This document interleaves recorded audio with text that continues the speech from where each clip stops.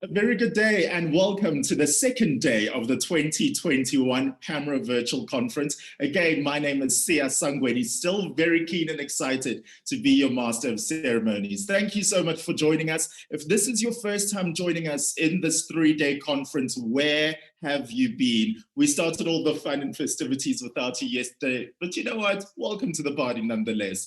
There was so much that we got into yesterday. It really kicked things off with a proper bang.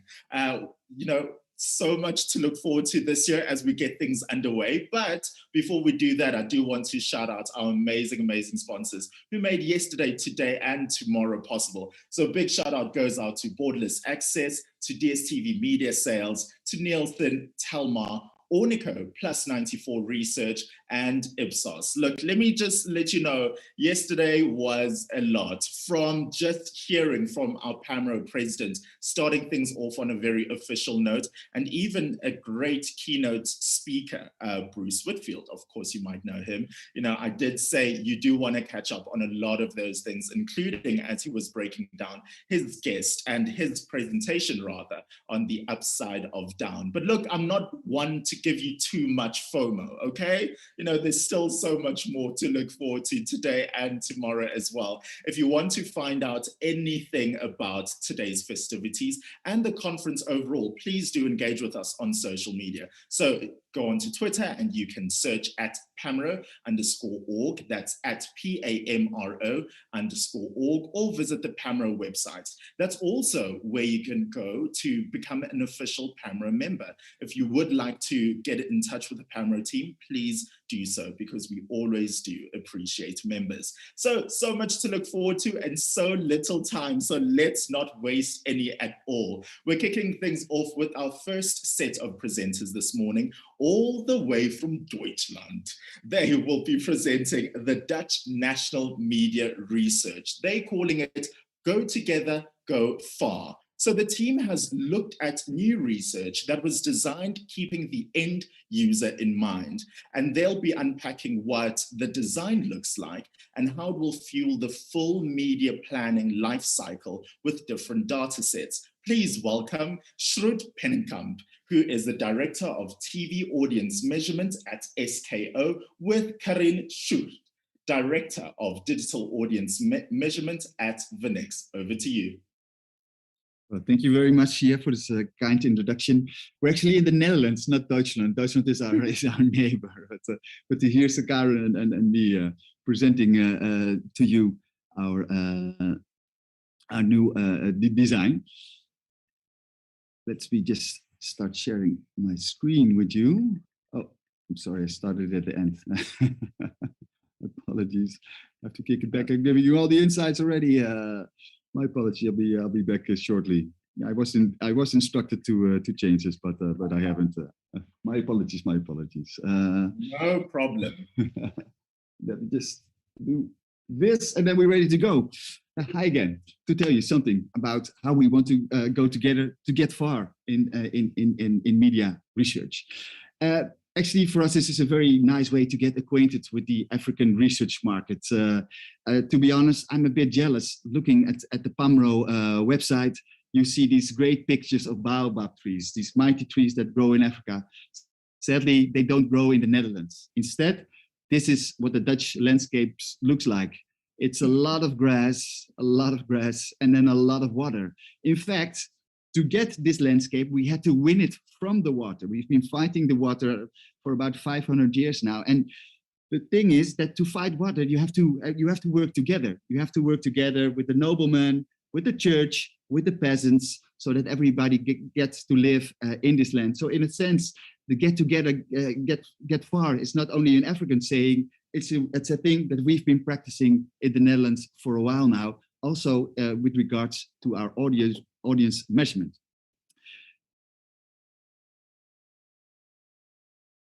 Step in the development of the Dutch media landscape, because what you see here are the biggest Dutch media companies, and I think they are worth about 80% of the market share in the Dutch media market.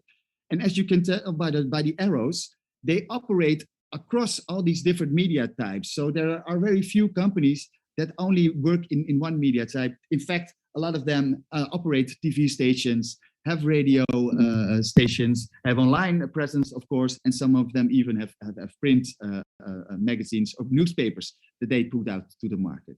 So in this development, it became more and more sensible for us to join forces as TV measurement, as online measurement, and also with our friends from the radio and the print side to work together on the new national media research. And what we wanted to do is find a new home for this measurement, because we have been living together for a few years now in what we call the media house. But it looks a bit like this. This is a very typical Dutch row house, a bit boring, you might say. And we saw pictures on the internet looking like this. This is the most liked home on Pinterest. And we thought that is a very nice home. Maybe we can build such a home for ourselves. So we started making an inventory of what do we want to put in that home? What do we want to have measured in our new measurement, actually? Well, as you all know, the media landscape has been changing. And in our current measurement, our current TV measurement, we only measure traditional TV viewing on TV channels. Whereas we also see a lot of channels moving to online, or a lot of operators streaming the TV channels online. Also, we see a lot of services that no longer run their linear stream, but take part of the linear stream, the programs, and give them on demand to the audience, and they show different commercials on the side. Then, of course, there are a lot of new players emerging in the whole media landscape. In the viewing landscape, there are the YouTubes, the Netflixes, but there's also local companies that offer video now that haven't been offering it in the past. On the listening side, you see a similar trend in the Netherlands. So there are the traditional radio stations. They move into online. There's online platforms where you hear the same stations as you do on the radio. Then there's on-demand platforms, a lot of podcasts being created currently in the Dutch market.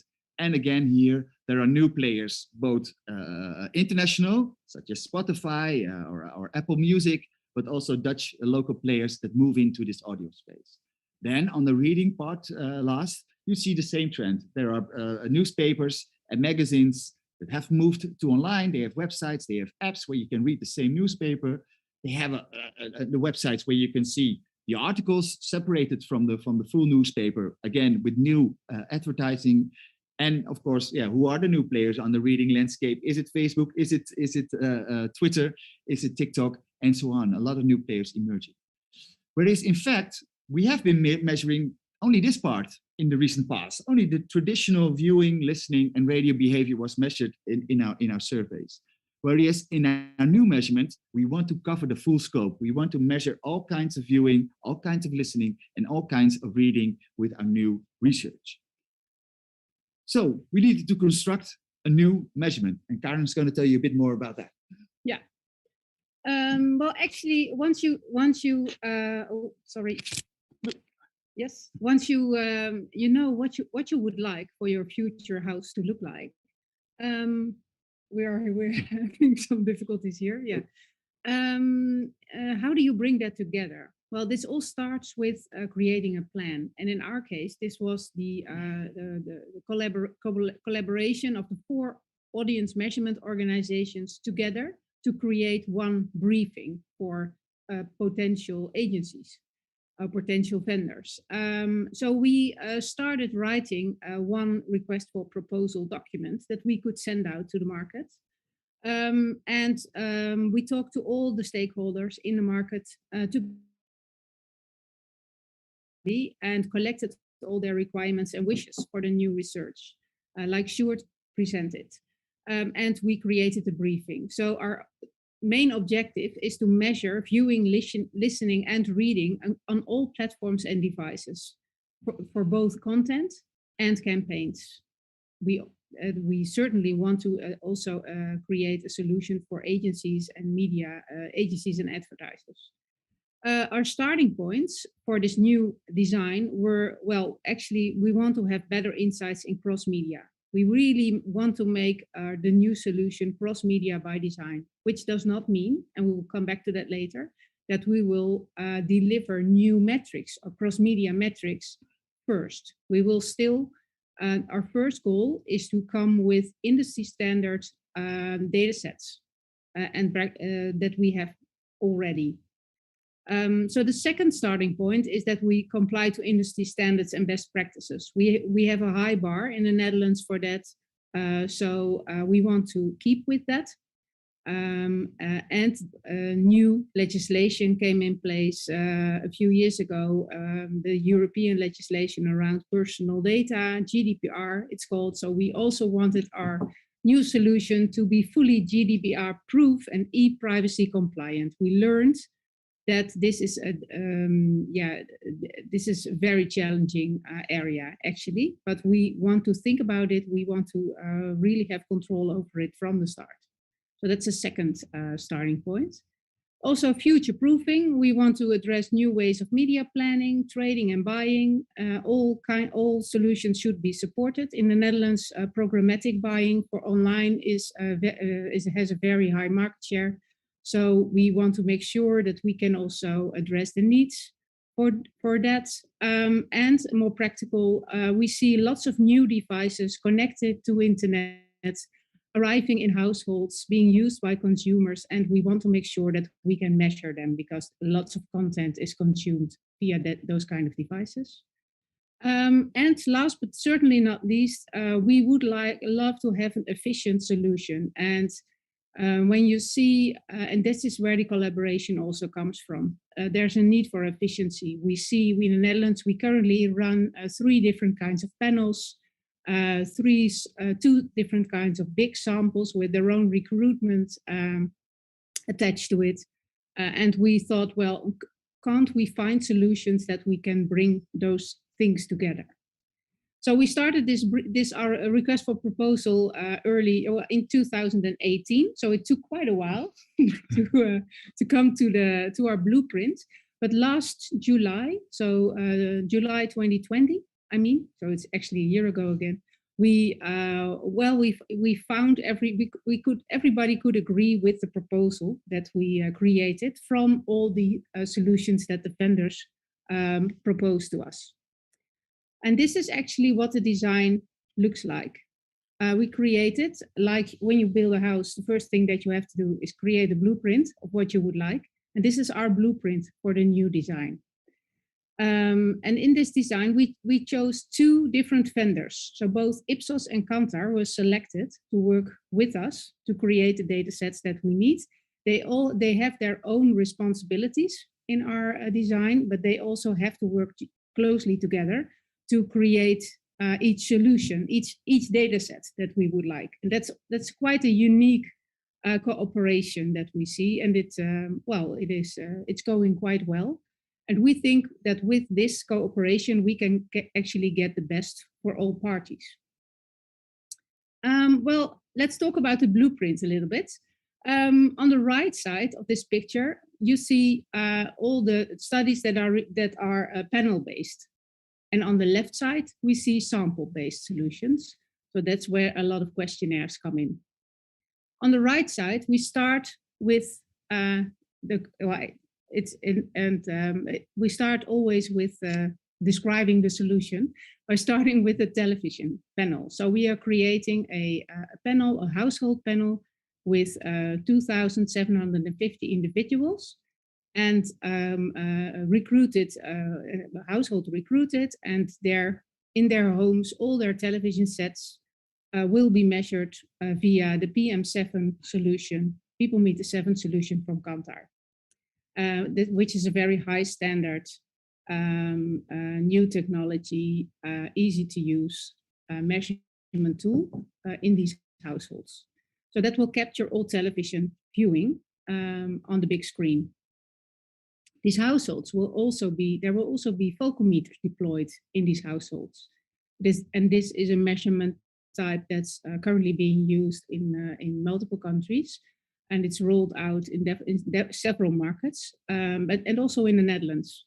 And with this focal meter, you can capture all IP delivered content and IP delivered behavior. In many markets, this tool is used for online viewing, to capture online viewing on other devices than the TV set.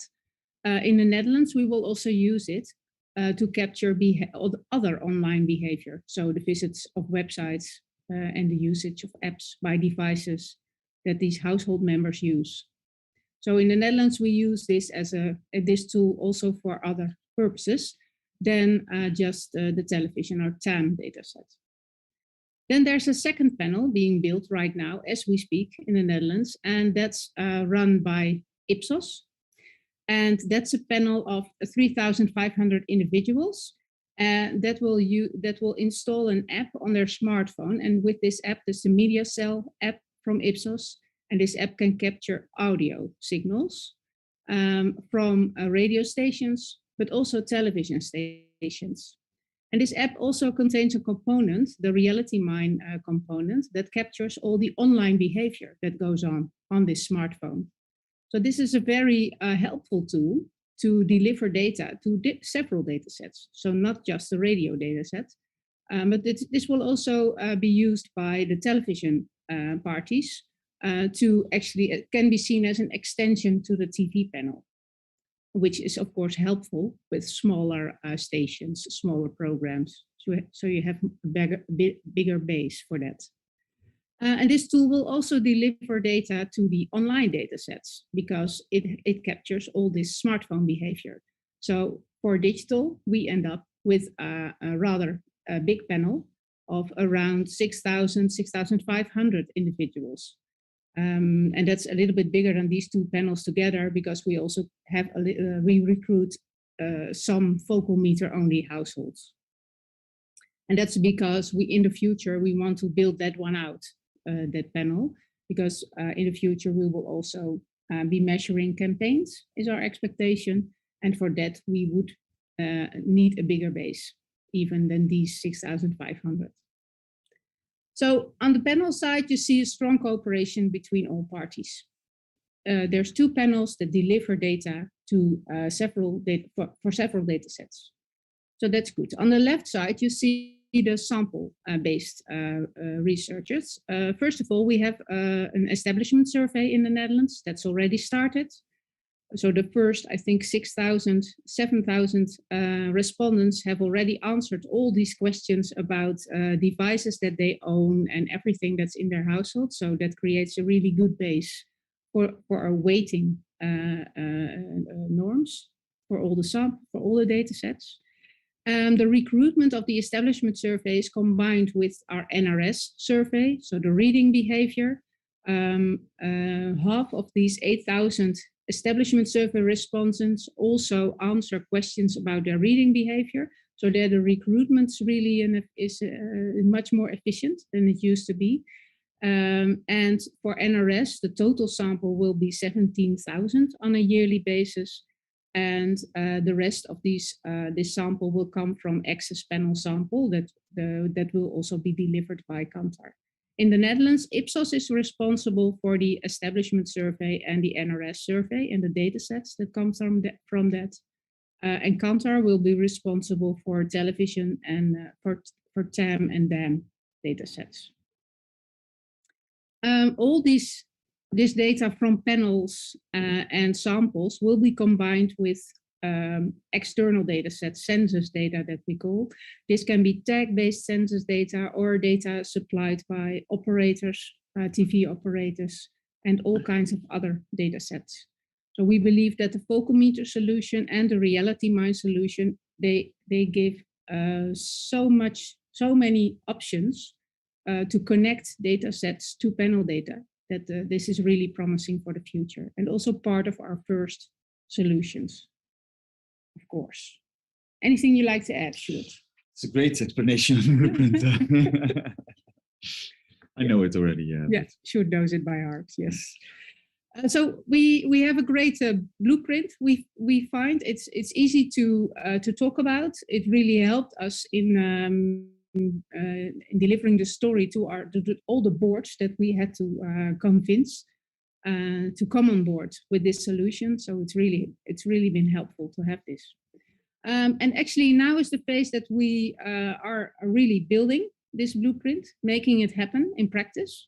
And when you are ready to start, you always forget that there's a pre-building phase, and that has to do with contacts frameworks, legal frameworks, and everything. So that's the phase that we went through. We just wanted to mention it here because yeah, it can really hit you by surprise. So we think everybody should really be prepared for this one. Bring in the legal people in time. Or the consultants. Yeah. I think Christopher's going to talk a bit about this in his presentation next. This is really, yeah. So it takes many signatures also to get this done. But it's but we came across it, and now we are really building. So when you are creating your house, there's this moment where you stand in the middle of a pool of sand and mud, and you have to start, just start with something. And that's actually the phase that we're in right now. We were prepared for lots of challenges, but still each challenge has to be dealt with one by one. So that's where we are right now.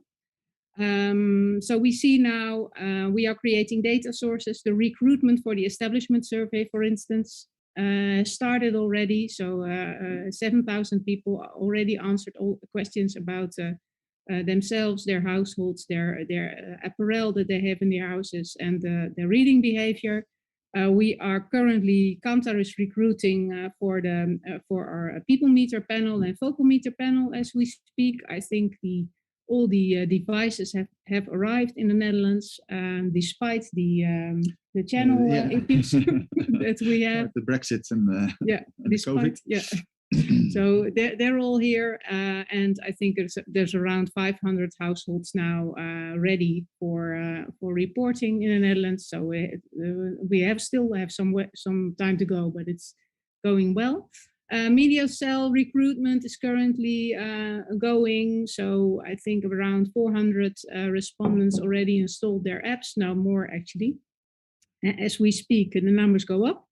Reality Minds deployed, so that we're really working now to get this all done. And this is so we're building the bricks now, building the components that we need to put together to create the data sets that we want. The data set for reading, viewing, listening, and online.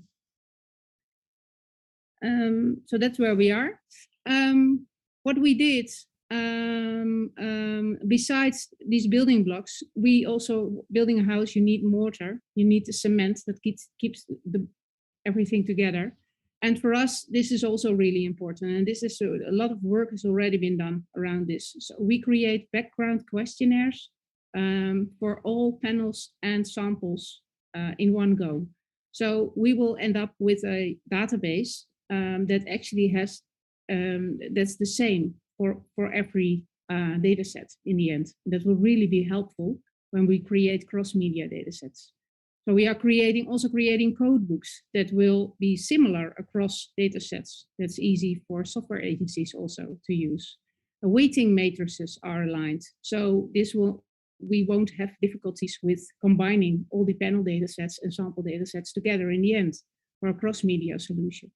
We are working on metadata, so all the owners have the same names across all data sets, which is definitely not the case in the current situation.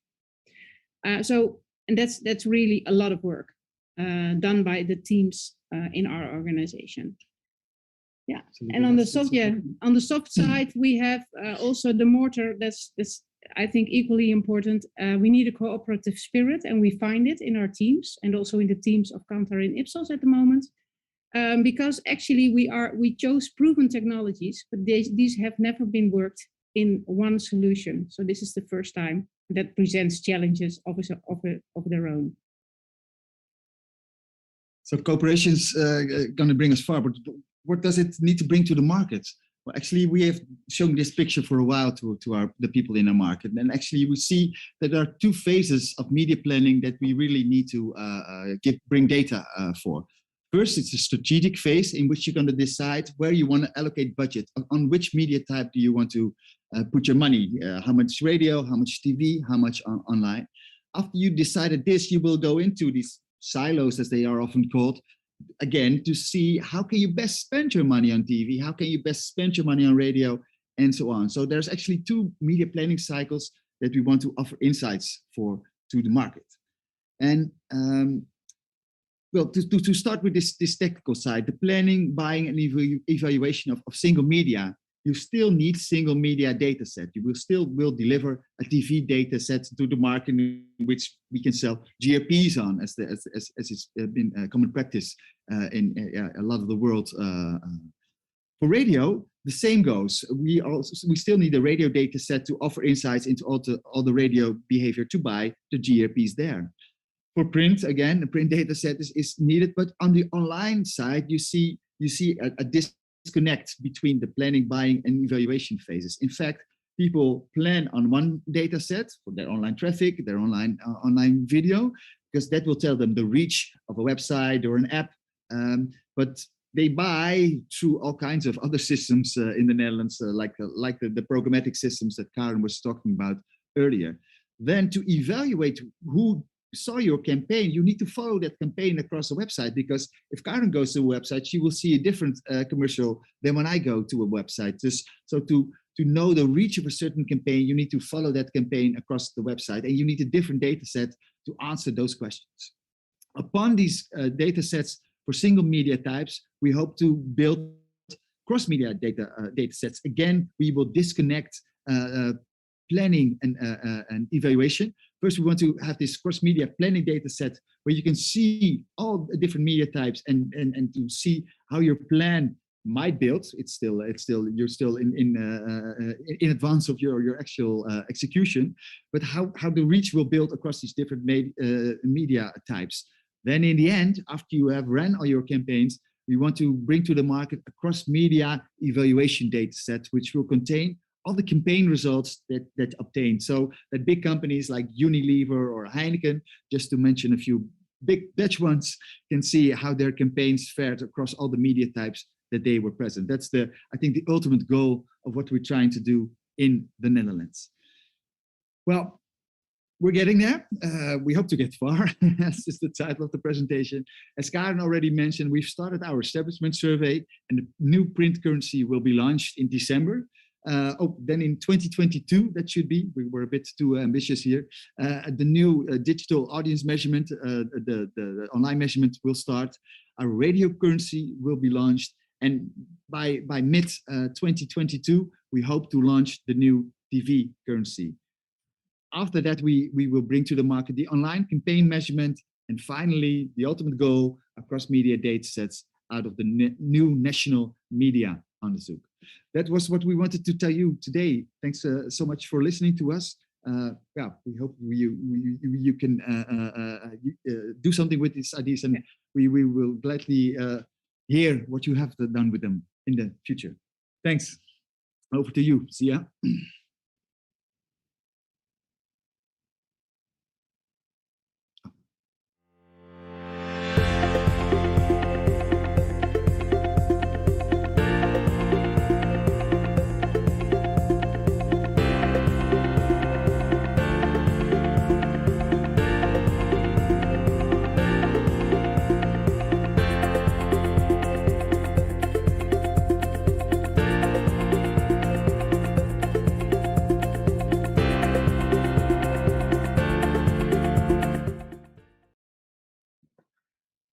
Awesome stuff there. Awesome stuff. Thank you so much, Karin, and thank you so much for sharing your insights. The Dutch National Media Research, go together, go far, pardon me there. So I just felt like when I was taking in your presentation, we're still stuck in the year 2021, while you guys are in the year 2051 already. There was a lot going on there, but I really, really value that information. What did you think about that presentation? Let us know by going onto social media. You can use the hashtag PAMRO21. You can also tag at PAMRO_org on Twitter, so that you can also let the people know who aren't watching how much fun you're having, right? Exactly. And that was Karin, a very seasoned media research and strategy expert. Now, as MD of Vinex, she has led the digital audience measurement project in the Netherlands since the year 2017, where there have been many media landscape and business model demands for new approaches in measurement and data integration solutions.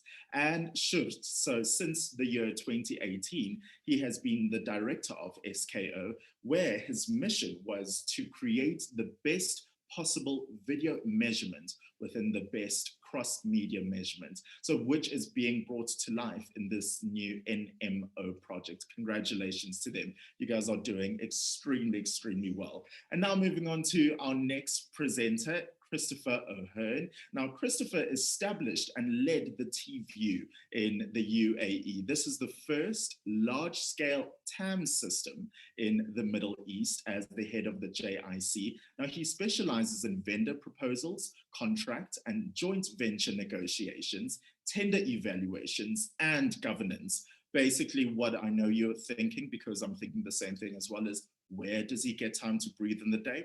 I don't even know. Maybe he can answer that.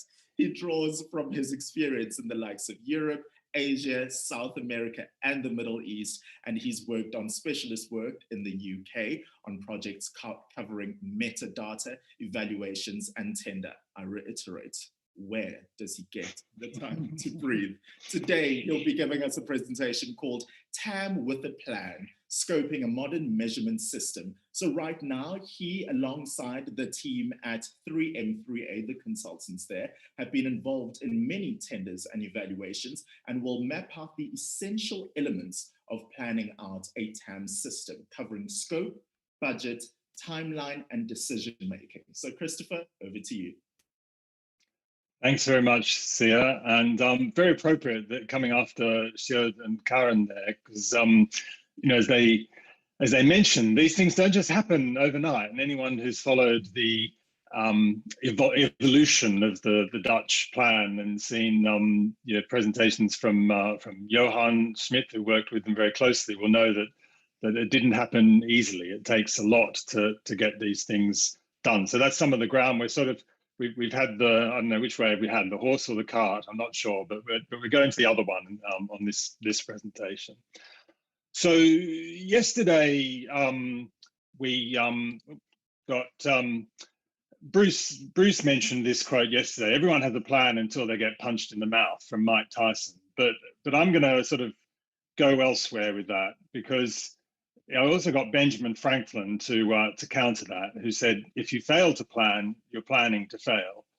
And so I'll not only see that, but I'll raise it with Dwight Eisenhower, who said, preparing for battle, I've always found that plans are useless, but planning is indispensable. So, you know, take your pick. You can go with, you know, a founder of a nation and the man who, you know, defeated Hitler, or you can go with Mike Tyson. If you're going with Mike Tyson, come back in 20 minutes and I'll be finished. So we're going to talk about planning.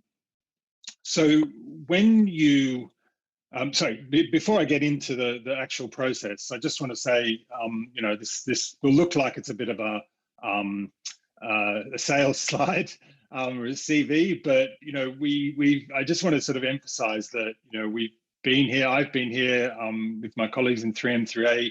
We've been here. We've got quite a few T-shirts.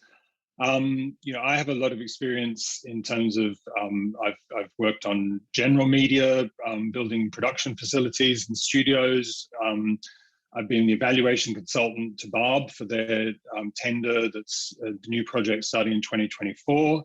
And I'm currently project managing the implementation of that project. Actually have a master's degree in project management, and in 3M3A we've worked on proposal evaluations in India. We've worked on RFPs and evaluations for out of home in Lebanon. We just sort of come to the conclusion of we're midway actually through the evaluation. We finished the evaluation in Chile of the TAM system and are starting the implementation. We've done it in Guatemala, and we're currently also working on one in Norway. So, you know, this isn't theoretical. This comes from a lot of experience, a lot of pain, a lot of suffering, and a lot of, you know, seeing what sort of mistakes and actually, you know, how a lot of people go into these projects in very much the same way. So, we try to help, and we try to get them through the process. So the first part is, you think, okay, I want a measurement system. And this applies whether you're developing a new measurement system, maybe you haven't got one and you're developing a new one, or maybe you're expanding or changing or developing as they were in the Netherlands, or you're renewing the system as we were in the UK. Whatever you're doing, you've got to approach it as a project. And a project, people have sort of vague ideas about a project, but a project actually has a very clear definition. A project has to have three things. It has to have specific goals, it has to have a start and an end, and it has to have a scope of resource. In project management terms, one of the classic quotes that we often cite as a beautiful statement of a project is, this was, I haven't got his name on here, but this was John F. Kennedy to Congress, who said in the early 60s, the US should commit itself to achieving the goal before this decade is out of landing a man on the moon and returning him safely to the Earth. So, it's apart from the cost, it's a very clear statement of what do we want to do, when do we want to do it, and what every project should be able to be boiled down into a fairly simple statement of what you want to do. Creating that statement is the tricky bit. So the first part is, I would suggest, is who. And again, from the previous presentation, from the Dutch model, as you saw, they've combined a lot of people together. And Sjoerd and Karen spoke about the need to persuade people, the need to get signatures, the need to get stakeholders on board. You've got to take a very broad approach to stakeholders. I think what happens is a lot of people go into these projects thinking, well, either, hey, we're the ones who are paying for it, or we're the ones who know what we want. If we ask these other people, it'll be, it's just painful. It's too difficult to find out, what they want. So you can ignore them, but then what happens later is you get to more resistance. So you need to have a very clear idea of who is involved in the project. And it's not just you, it's not just the people who are going to pay for it. We talk about concentric circles. So these are, in project management, 4 sort of areas of stakeholders. You've got those who use, those who provide, those who influence, and those who govern. So you can think about them as concentric circles of how close they are to the center of the project. And it comes up with a slightly unfortunate acronym of UPIG, but we'll ignore that.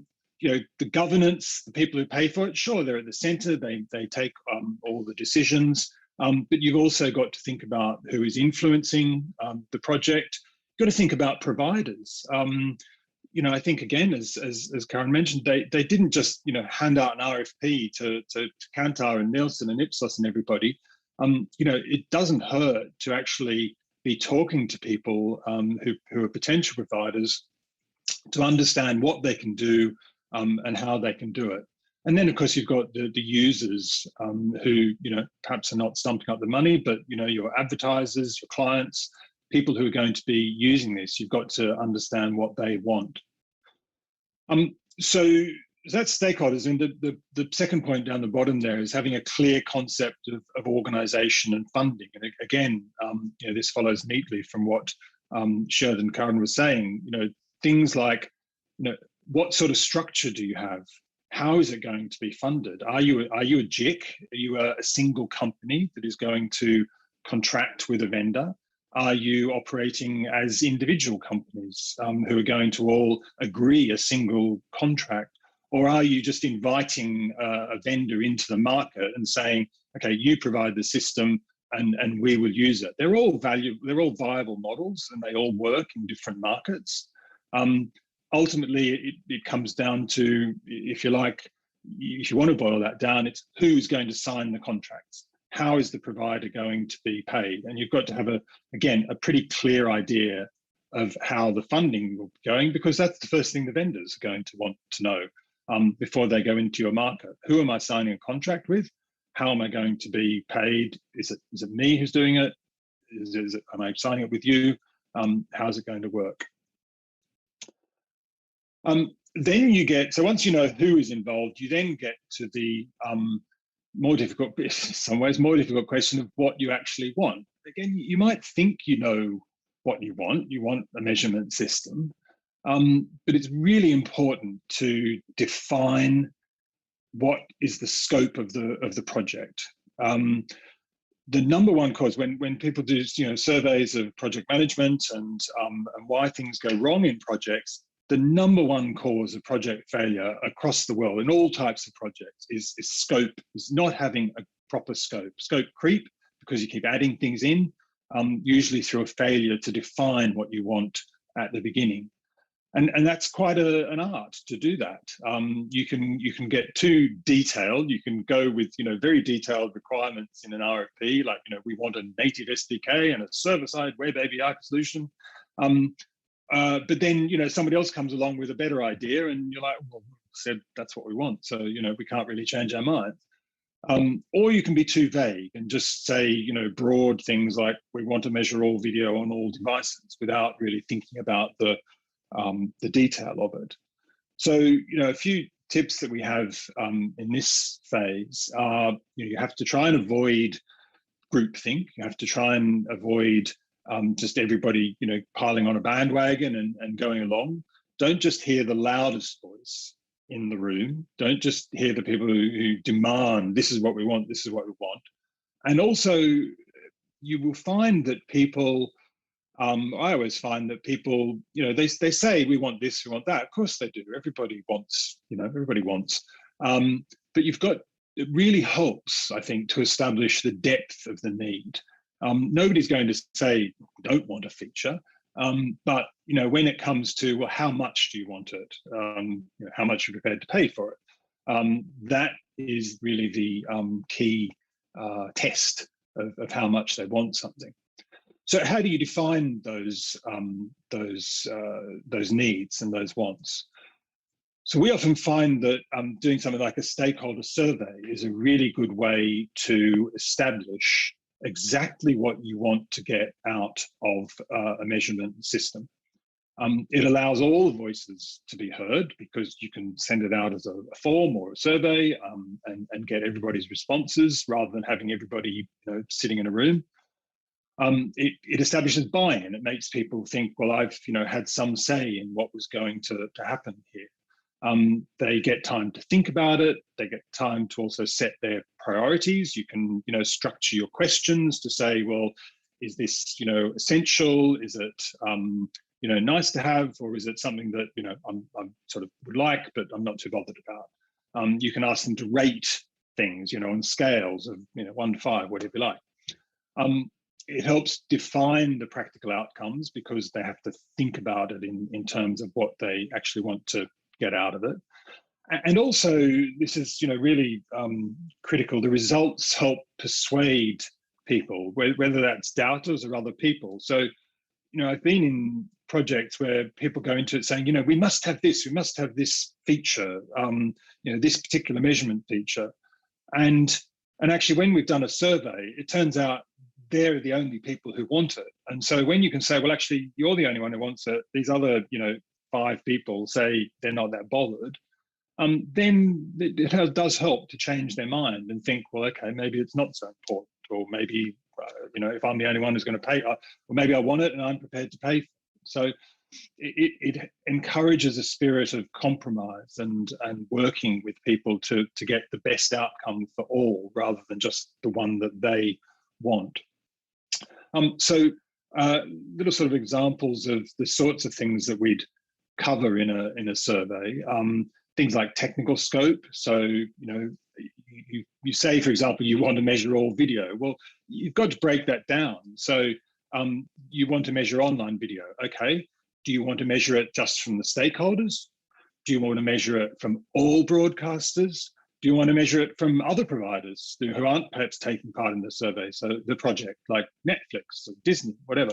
Do you want to measure it from newspapers and online sites, or from social media? So these are all different, you know, you can say something simple like, I want to measure online video, but it has so many dimensions within it, and you've got to narrow those down. You can say things like, we want to measure out of home viewing. Well, okay, does that mean you want to measure it just on personal devices? Do you want to measure it on public screens? Do you want to measure, you know, billboards and viewing in cafes, things like that? It is important in some markets to measure that sort of thing. At what level do you want to identify devices? Do you just want to know that it's a phone or a tablet? Do you want to know what model it is? Things like catch-up. Do you want 7 days? Do you want 28 days? Is it even important to you? Things like service scope, your geography, what population you want to cover. That's sometimes important in markets that have you know, many different types of some markets, for instance, we work in the Middle East a lot. And they might not be, so they might be more worried about the indigenous population rather than the migrant or immigrant population. What are your target groups? And then things like reporting and data. At what level do you want the reporting? You know, this is a huge question. Do you want it at a census level, a deduplicated level? Do you want to have everything fused together? Is it a total viewing measurement that you want, or are you happy to have it in separate measurement of, you know, TV, online, these sorts of questions? And what's your roadmap for getting to those sorts of measurements? And then the critical question that, you know, can come up in a survey is cost and budget. Nobody will ever say, hey, we want to pay this much. I had a friend I used to work with on projects who said the answer is always 16 million. You just have to work out the currency. But one way that I've found it very helpful to ask in terms of stakeholders is, you know, put it in terms of, do you want to, if you could get better services, would you pay more? Did you want to pay the same as what you're paying, but just have more value? Do you want to reduce the cost with the same service, or do you want to reduce the cost even if that means reducing the service? You can put it in terms like that to get a better sense of what people are looking for in terms of cost. And then finally, the big question is timeline. Do you want it yesterday or do you want it tomorrow? It's a how long is a piece of string question. The timeline, you know, some people go into it expecting very short timelines, and others are prepared to wait. But I mean, you know, again, Sheridan and Karen, you know, mentioned that I think they started in 2018, and they will have the first panels built in 2022. And I think most of that was on the planning and the scoping stage. There is no there is no perfect answer to this, but we've put together what we would propose as a practical but feasible timeline.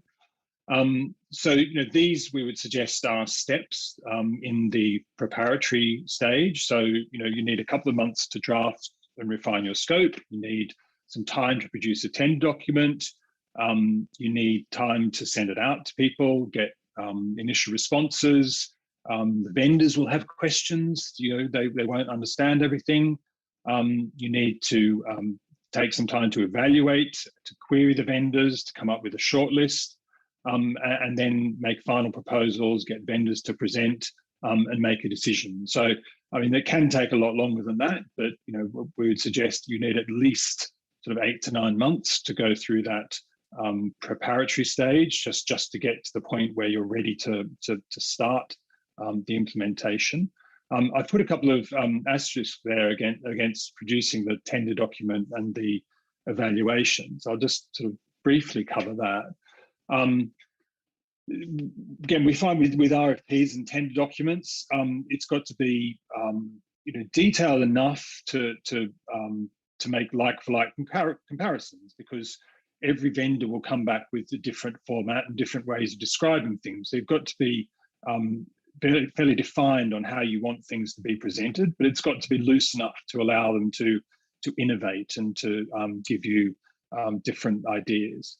Pricing, on the other hand, should be very tightly defined so that you're able to understand what the pricing is, things like charges, what assumptions, what resources are going into it.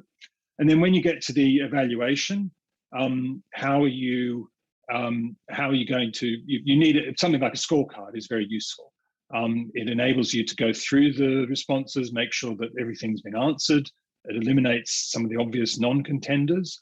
And while it doesn't, just because somebody comes out ahead slightly on a score, it doesn't mean that they are necessarily the best one, but it does give you an idea.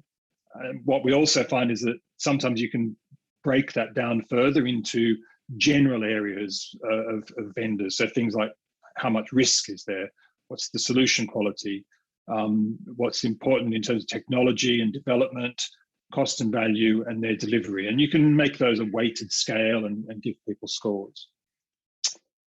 So the second part of the timeline is more to do with the implementation. And again, we would suggest there you've got to take some time. You may need to, you may not need to do the setup and establishment, depends on what you've got. You probably need at least 8 months to if you're building a panel. Putting in 100 homes a week is a pretty top line, top effort from any vendor. So depending on the size of your panel, think about that as a maximum time. You probably need a period of testing and piloting, especially if it's a parallel introduction and you've got an existing system. So you're talking there about 20 months for the implementation, year and a half, say. So in total, we're talking about a 2 to 3 year period, even with a following wind from start to finish, just to get your project going. So in summary, then, said you've got to start from the point of view that it's a plan. You've got a project that you're going to achieve a goal, selecting a vendor and defining your measurement system. You've got to define that system, who is involved in the system. You've got to work out exactly what it is that you want, and you've got to allow a reasonable amount of time, because all these actions take time. Don't go into it expecting that this is going to be something that happens extremely quickly. So basically, don't get punched in the mouth. Thank you. Thank you so much, Christopher. Look, I like that ending. Just don't get punched in the mouth. That's wise words of wisdom. I'd like to bring our previous panelists as well back on. And this is a note to both them and you as well, Christopher. In both of the presentations that you all shared with us, there's been a common thread here, particularly for our South African audience, a lot of questions that are coming through around affordability. So I'll open it up to all of you and just say, let's talk about affordability and what would you have to say, affordability and how it is managed and manageable in South Africa. I'm seeing a lot of questions come in around that. Do you have anything that you guys would like to share around that? Well, if I can share a bit from our side, I think our designs show that there's a lot of overlap in different parts of the measurement, right? Be it the questionnaires, be it the panels. So that makes it a lot affordable for all of us. So, for instance, the radio panel, I know in South Africa, they're also working with the Ipsos Media Cell. We also use that Ipsos Media Cell technology for our TV measurement, which is a quite cost-efficient way for us to expand the panel broader than the people meter panel we are currently operating. So I think in working together, there are ways to make it more efficient and to make it more affordable as well. Awesome. Yeah, I would add, I think that's where that definition process is really important, because it helps you to sit down and say, and I would say this, wouldn't I? But we're working with, someone externally helps, or even with the vendors too. You sit down with them, you say, look, this is what I want. What can I afford? It's like any process. You want a car, you decide, okay, what is it? What's the car? What do I need it for? What can I afford? And we've worked in everywhere from rich markets like Norway and the UK to very, very poor markets like Guatemala, and you just have to cut your cloth accordingly. Fantastic. Well, thank you so much, gentlemen and lady, for sharing your insight and expertise this morning. Really, really appreciate it. And if you want to join in on the conversation, have any questions for some of our previous speakers or those that are coming up later today, please do so. You can share them on social media. You can use the hashtag PAMRO21 and by tagging at PAMRO_org on Twitter. As well, please use our live chat element. You can send through your questions, your comments, or anything in engaging with us as the day goes on. Please use that live chat and we can also just have a conversation. So before we continue with the rest of our day, time now for a very short coffee break. We'll be right back in the next 10 minutes.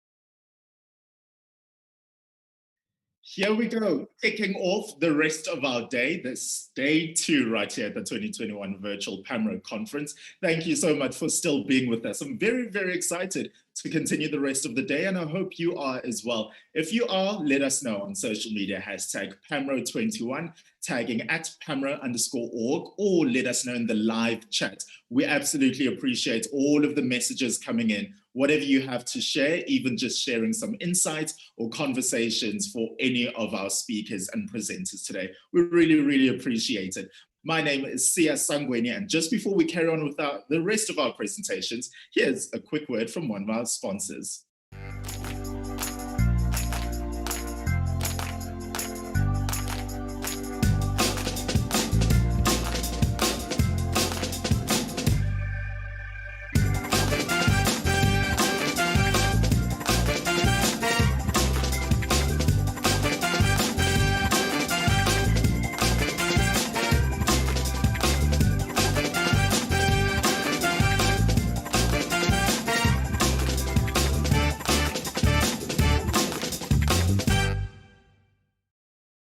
So for those who always complain about the fact that COVID and lockdown has meant that we have not been traveling as much, clearly they are not attending a PAMRO conference, because just switching gears, from earlier this morning, we were in Europe and now we're back to South Africa. Moving on to our next presenter, we have Professor Karel van Aert. Now he'll be looking at working towards a multi-dimensional consumer segmentation tool for South Africa. Now Prof. Karel van Aert is a professor and research director at UNISA's Bureau of Market Research. He studied at various universities in South Africa and the United States and obtained not one, but 2 doctorates in the process. Geez, that's a tough day's work, Prof. During the past 4 decades, he completed hundreds of contract research projects for local and international organizations. So we're absolutely pleased and chuffed that he can share some of his knowledge with us as he looks at what they've done with the Bureau of Market Research and specifically their consumer market segmentation model. So Prof, over to you. Thank you so much for the opportunity. It's really awesome to be involved in the PAMRO conference. I was actually involved a few years ago, and it's really very nice to be back. It actually feels like coming home after quite a lot of years. Can my slides be seen on screen?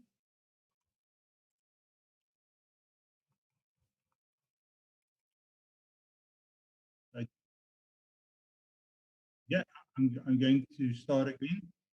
Is it better now? Perfect. Fantastic. Thank you so much, and sorry for the glitch. So what I'll be focusing on is on a multidimensional consumer segmentation tool that the Bureau of Market Research has been developing together with the Market Research Foundation. And I'll just be giving you some details on the segmentation tool that we've been developing. My focus will be on just providing a very quick background, whereafter I'll give an indication of the market segmentation approach that we followed. Then I'll be looking just at the nitty-gritty of the consumer market segmentation tool, and I will be applying that to some of the MAPS 2021 data set. So just kicking it off, just some background. As you know that consumer market segmentation indices are being used internationally to segment consumer markets. And segmentation indices like the Living Standard measure have been used in South Africa for quite some time to segment consumer markets.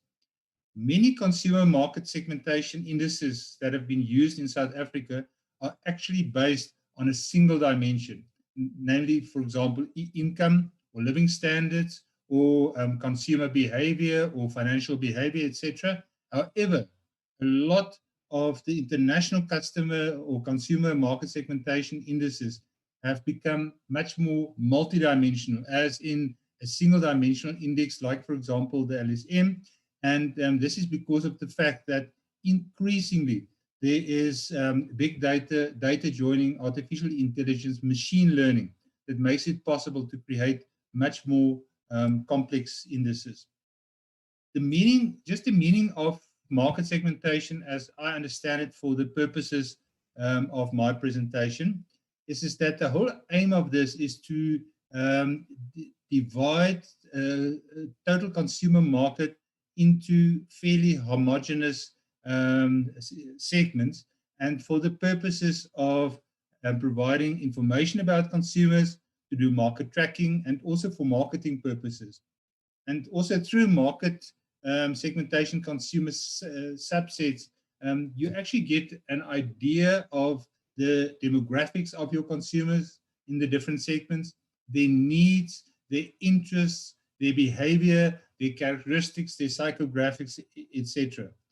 However, a lot of segmentation models up to date have only had a limited level of success due to the fact that they were developed at time 1, but at about time 2, time 3, time 4, time 5, time 6, the consumers have kept on evolving, while the index did not evolve. And also for that reason, you'll find, for example, that the current process underway is not just to have more multidimensional consumer market segmentation tools, but also evolving tools, some tools that will evolve over time.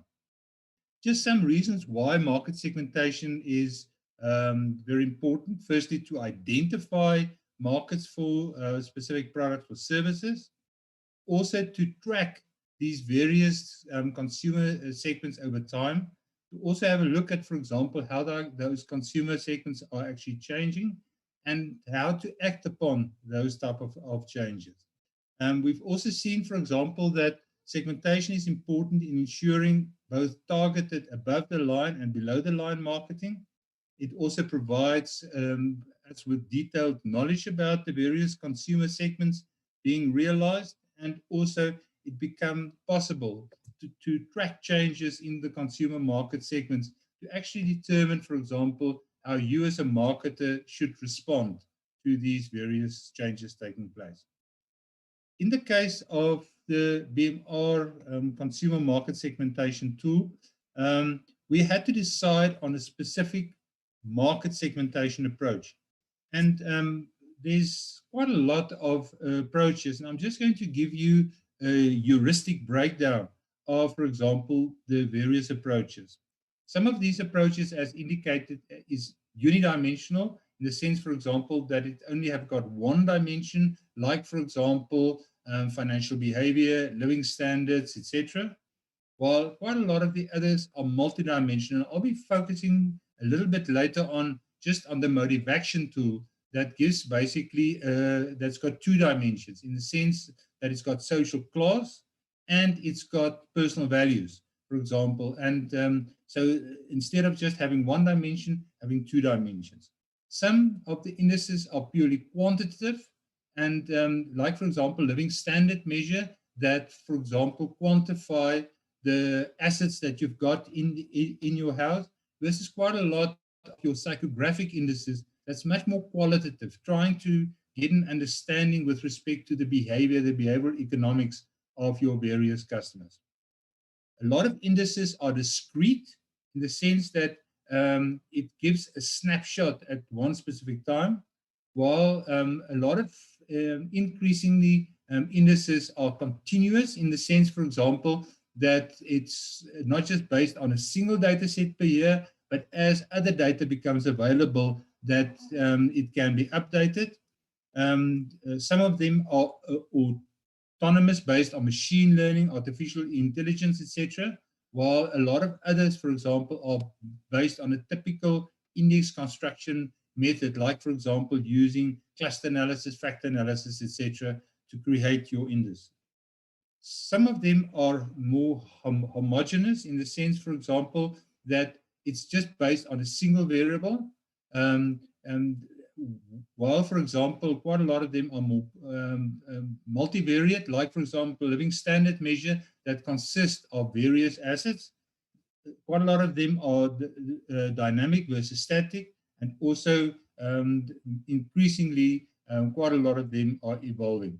For the purposes of the index that I'm going to show to you, the one that we've developed, It's multidimensional in the sense, for example, that it's got more than one dimension. It's quantitative. It's both discrete and continuous, namely it provides a snapshot at one period of time, but it can be populated with other data as well as it becomes available. The one that I'm going to show you is not derived from the traditional forms of factor analysis, etc., where the researcher have got a heavy hand in the research, but this one is automatically generated through machine learning as well as big data processes. Also, it's a more complex scale in the sense that each of the dimensions is being made up of a variety of variables. It's dynamic and it'll also evolve over time.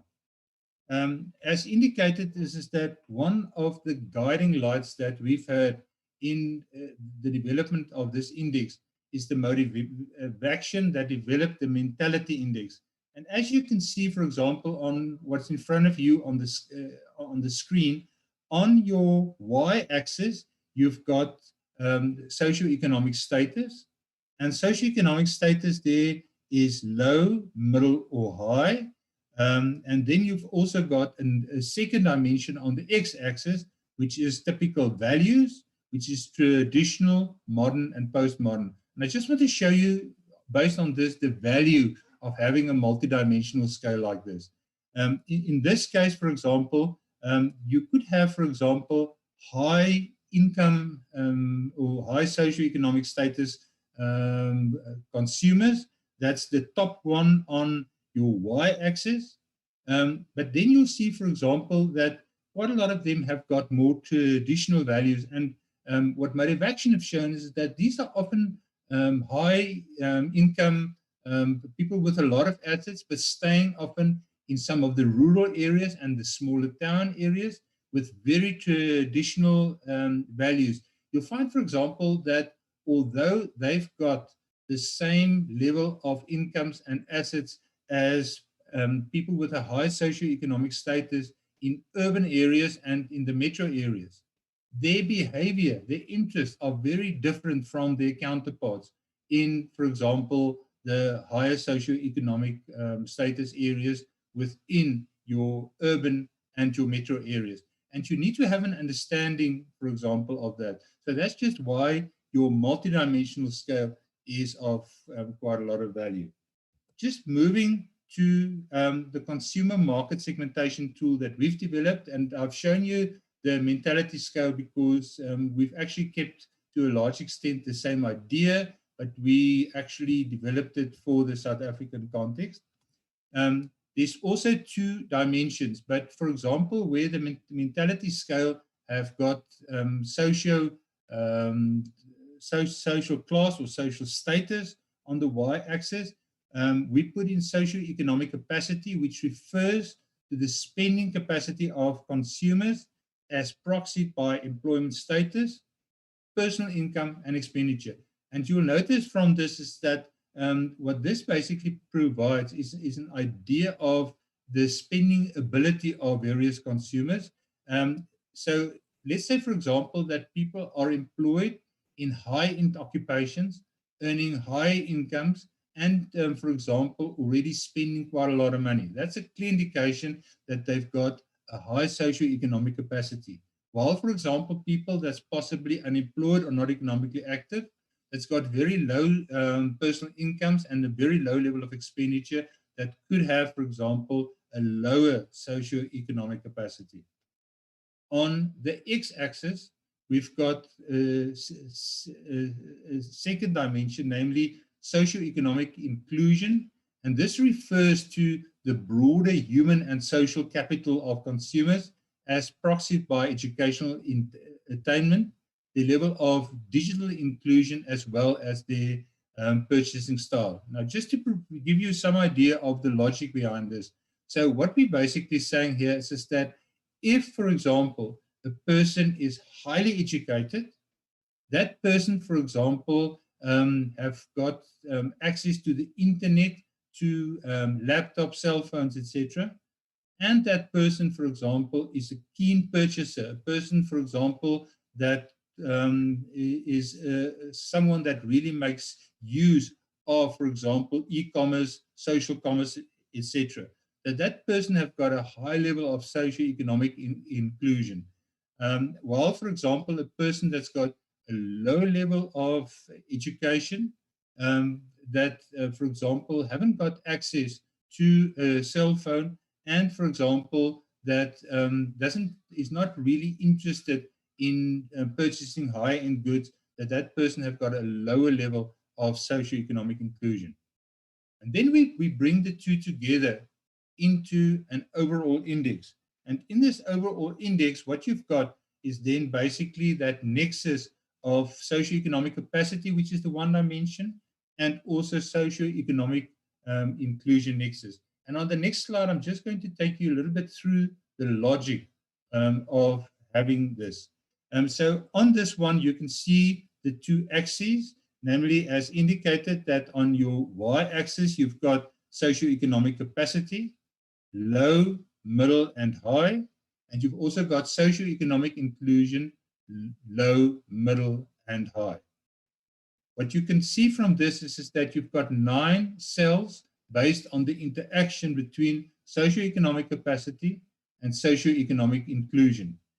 When you look, for example, at your low socioeconomic capacity, low socioeconomic inclusion, what you've got there is then typically people with a very low level of income, and they're also not really connected to the internet, etc. When you start analyzing that specific group, you will notice that a lot of these people are often older people that haven't received a high level of education in the past. They're often more in rural areas where the level of connectivity with the internet, etc., is very, very low. A lot of those people, for example, don't have access to e-commerce, for example, to online newspapers, etc. And you find, for example, that a lot of them are still very dependent upon paper and print, and also because of the fact that they've got a fairly low level of income, their focus is much more on ensuring that they buy the basic essentials, etc.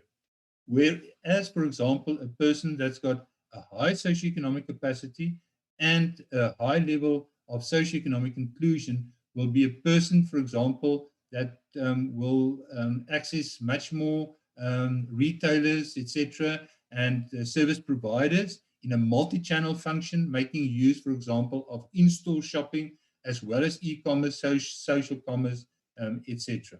So as you move from having a low socioeconomic capacity, low socioeconomic inclusion, towards high socioeconomic capacity, high socioeconomic inclusion, what you'll find, for example, is that the educational levels increase, the levels of digital inclusion increase, and you also find, for example, that increasing quite a lot of the people's purchasing style move from being very conservative purchasing style to, for example, being a person that make use of multi-channel offerings to purchase. When we look at how we populated the consumer market segmentation tool, we used the newly obtained MAPS 2021 data. We first subjected that to quite a lot of diagnostic testing just to verify that we've got good data for purposes of the index, where after we use those various variables, as I've indicated, to populate the index, and eventually we spend a lot of time to scrutinize the index to determine, for example, how stable the index is. And this just gives you an idea of the number of people in the various clusters.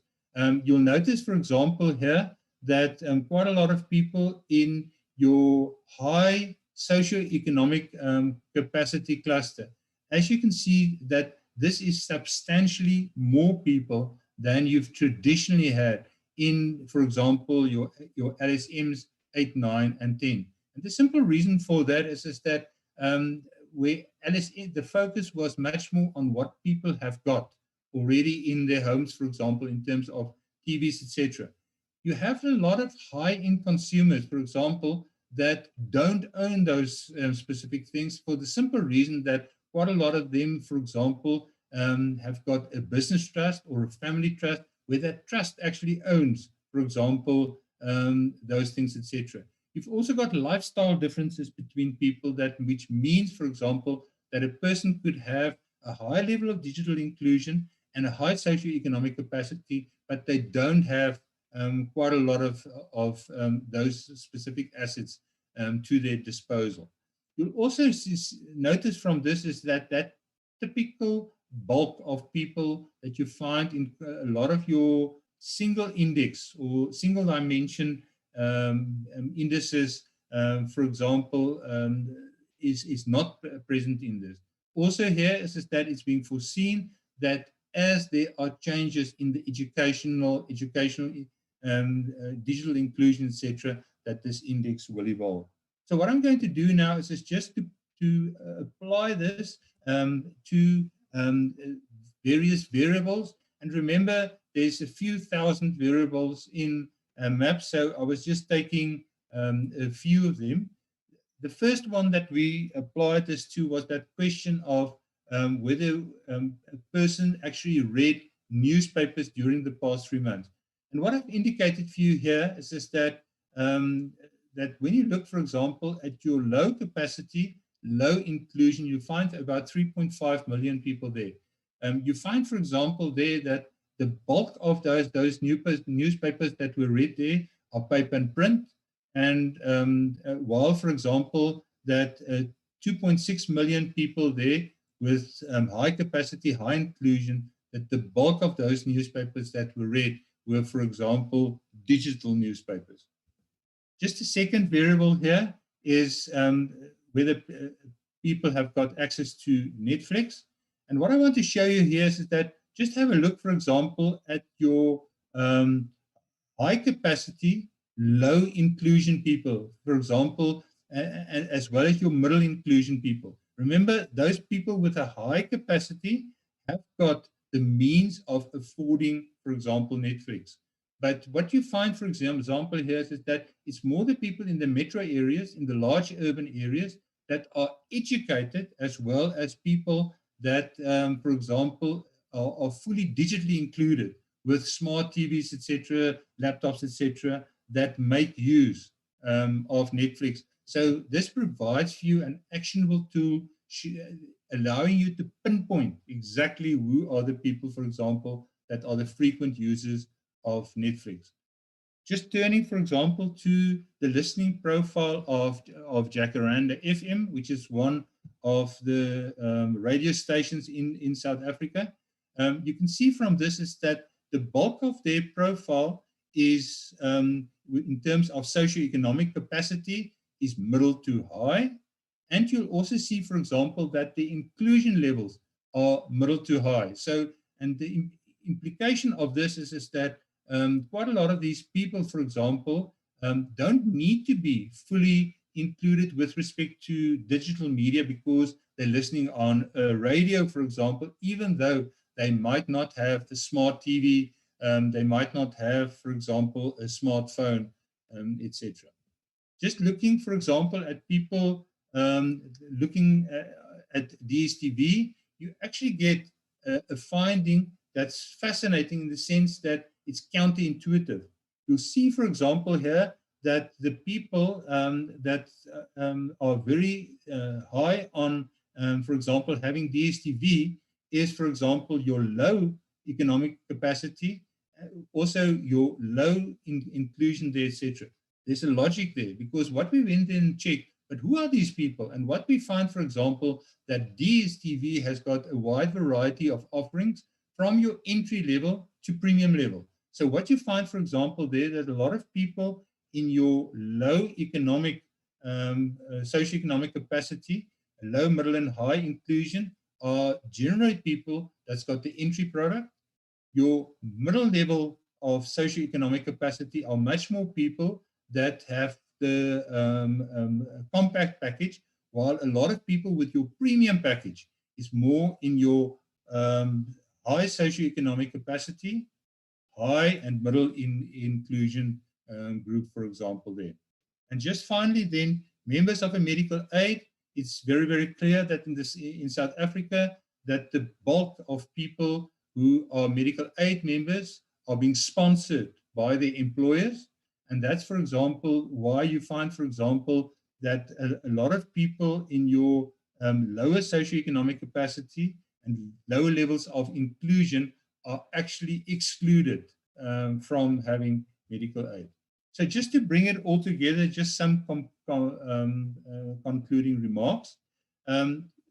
What we've done thus far on the index and developing the index is we did a lot of parameter checking, namely checking our findings with respect to the index against quite a lot of other available data tools and also big data tools. And what we found, for example, that there are a lot of instances where it makes a lot of sense, but some places that we still need to develop. And one of the biggest problem areas is that the MAPS data haven't got a sufficient number of high-end consumers in that data set, etc.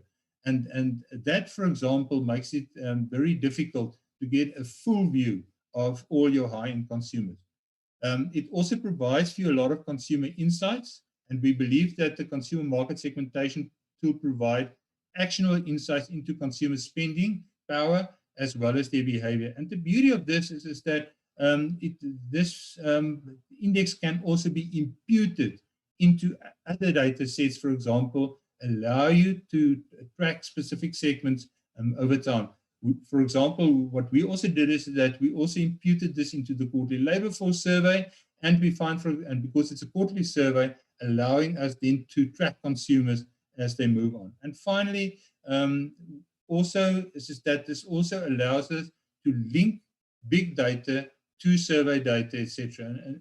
And what we do in this regard, for example, is now that we've identified the various, that 9 segments based on the 2 dimensions, that allows us to drill into each of those segments to see how they've got evolving preferences using big data. So this is just a fairly quick overview of the index that we've developed together with the Market Research Foundation. And thank you so much for the opportunity to take you through the index that we've developed. I really appreciate the opportunity.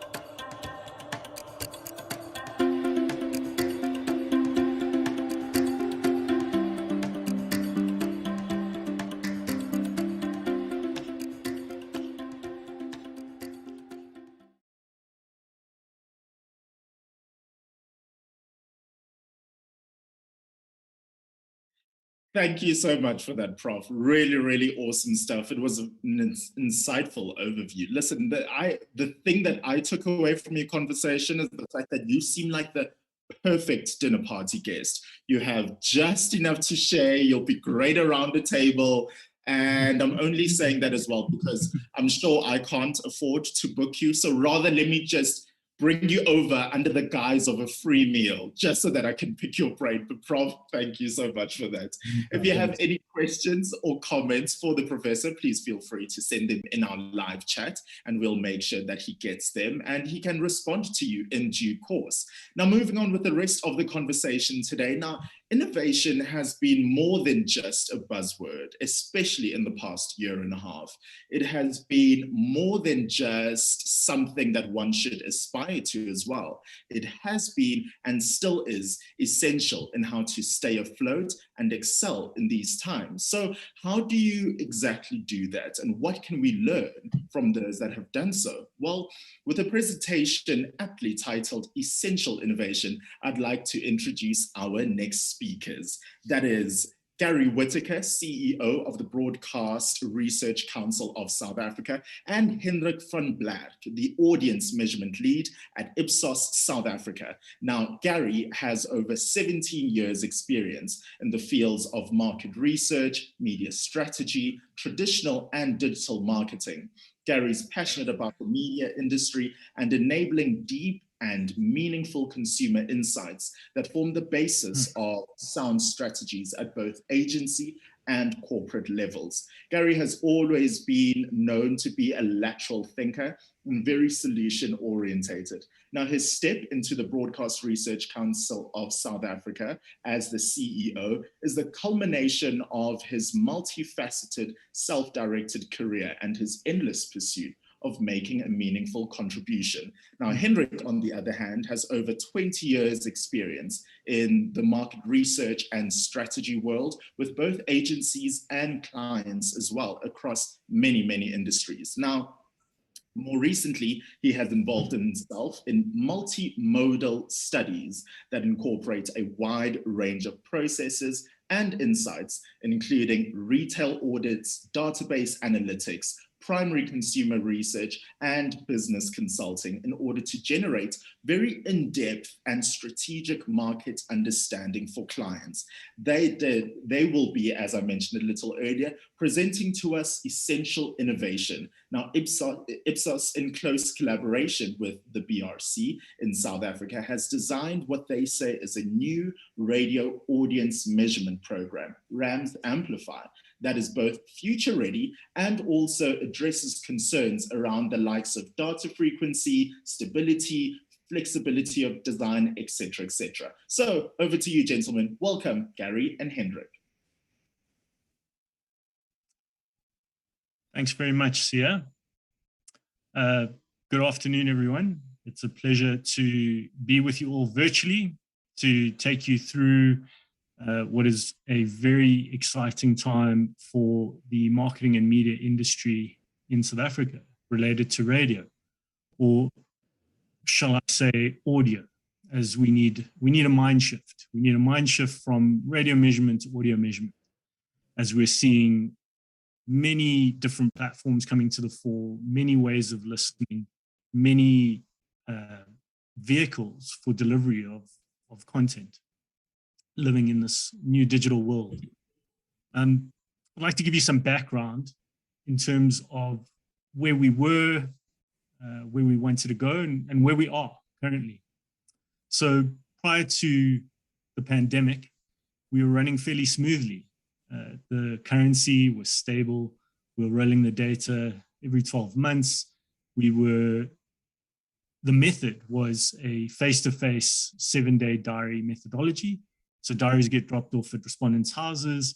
They would fill out their diary over 7 days, every quarter hour, and we'd be able to pick up listenership via station, via region, time of day, etc.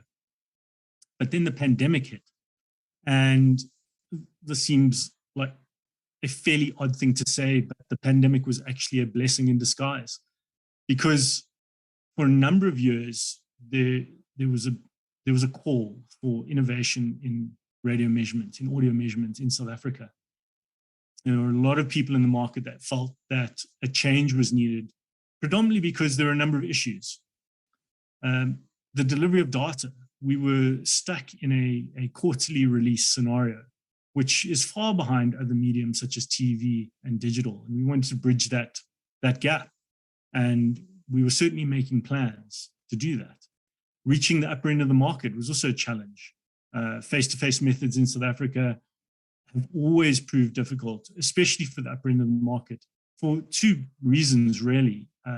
Concerns around safety and strain on time. Research is not a quick turnaround when you're standing face-to-face with an interviewer. It takes a lot of time to give your opinion or claim data related to media habits. So the upper end of the market was a difficult entity within radio measurement. We also wanted to be more inclusive. We wanted to include as many radio stations as possible. And sample sizes were difficult to achieve for the smaller radio stations. So we needed to address that. And the pandemic was really a signal to us that we needed to change what we were doing so that we were never held ransom again in delivering data to the market. The last release we had was in Q1 2020, and we haven't had a release since then, but we're having a release this coming Friday, which is fairly miraculous in itself, bearing in mind that Ipsos were appointed in the first quarter of this year, and we're now looking at a Q2 plus 2 month release of data. So let me give you a bit of an overview of what we decided to go with via the RFP that we ran at the end of last year.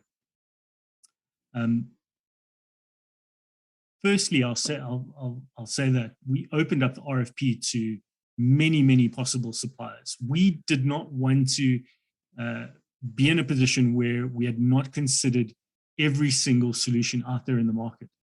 And something else that we'd never done in the past was we provided guidance, but we actually offered a blank canvas. We went to all the suppliers and told them what our problem was. We told them what we wanted to achieve.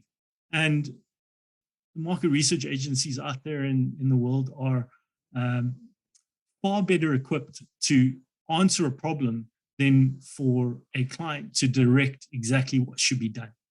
So we went, that was our ethos. We went in really with a blank canvas and said, these are issues, just as I've mentioned previously. And we want you to address those issues. And how are you going to address those issues? And there were big players, medium players, small players, and they were all fantastic.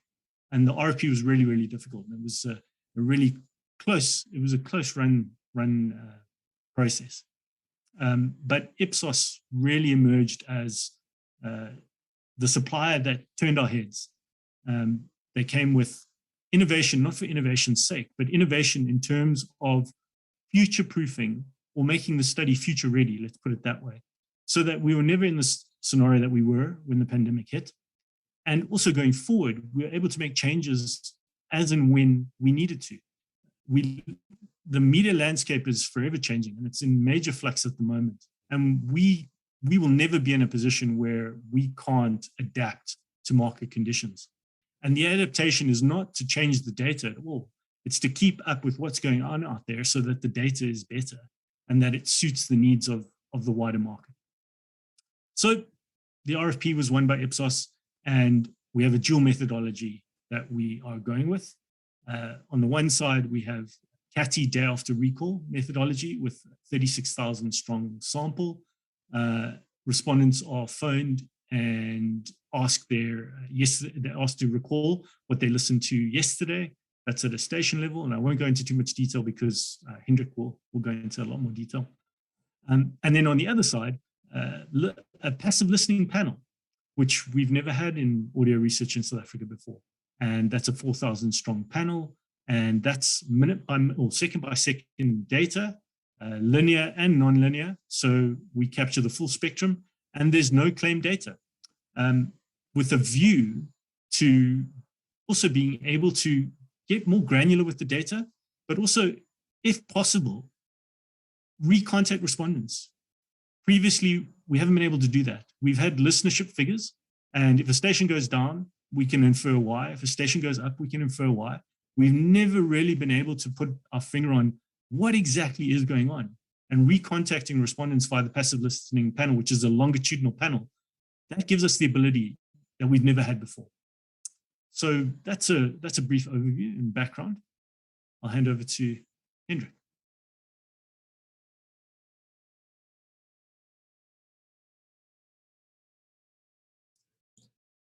Thank you very much, Gary. I was just struggling to find the mute button there. And thanks again for this opportunity to present our solution to PAMRO, and for the opportunity to work with the BRC. As Gary has mentioned, we're going with a two-pronged approach.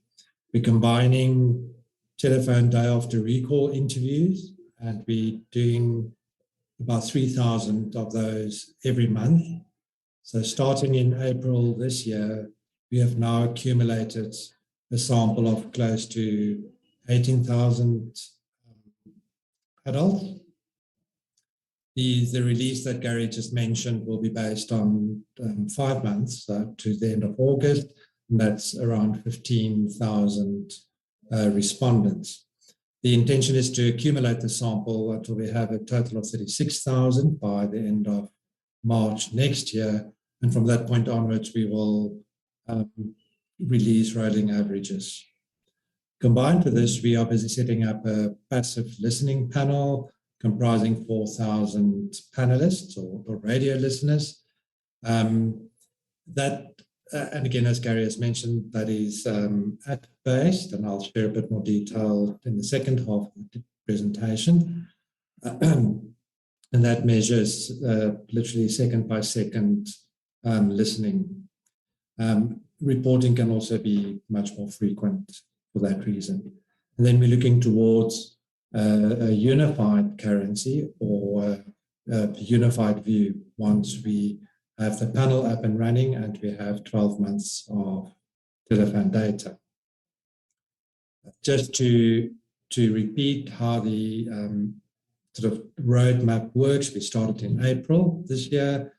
We're now about to release accumulated data up till the end of August this year. That is 15,000 adults. And then from August onwards, we will keep on adding 3,000 respondents to the sample. And by the end of March 22, we hope to have 36,000 sample. While we do this, we're building the panel, we recruit, panelists. And we're using various methods, with the emphasis being, of course, on future ready. In some instances, we do need to recruit respondents face-to-face, and I'll explain a bit later why that is. But we're also using people or respondents from our CATIDA sample who said they are willing to participate in a panel. We can call them back. We're busy calling back those respondents. The reaction has been quite positive. So we're hoping to leverage quite a bit from our CATIDA sample.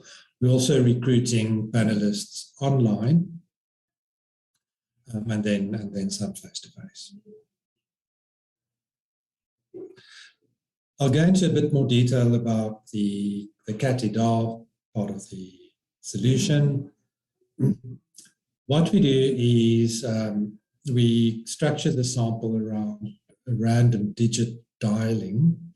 So each month we generate a large database of random numbers covering all the cell phone prefixes in this jurisdiction. And we literally randomly call from that list. So there's quite a high degree of randomness built by design into the sample. It is a cell phone based sample, but we also know that cell phone penetration is very high in South Africa. So we are confident that we cover the adult population sufficiently. We tried to correlate some of the station footprints with the results we see, but that is something we're developing as we go along. That about the sample. So what we ask in the questionnaire outline, we screen respondents for basic demographics. We need to obviously use some of those demographics for weighting and for checking against population proportions. So we force respondents, or we don't include respondents who do not choose to give us their age or their gender or their population group. We also need to record their location in as much detail as possible. So we record the district municipality where they live, and at the end of the questionnaire, we ask them for their suburb or subplace so that we can match location with enumerate the areas and test the quality of the sample that way. We then move on to radio listening. Keep in mind that the sample of 3,000 includes radio listeners and non-listeners. We need to estimate the penetration of or the reach of radio listening, and for that reason, we need to include a random sample of the whole adult population. We then drill down into past 7 days listening, and then the stations that listened to yesterday, the frequency, how often they listen to that station that they said they listened to yesterday. And then we drill down into yesterday's listening by day parts, by station, and then most importantly by quarter hours. At the end of the questionnaire, we ask a few more profiling questions around switching stations, the reasons for that, a general question about the media landscape, some more demographics, and then the subplace or suburb.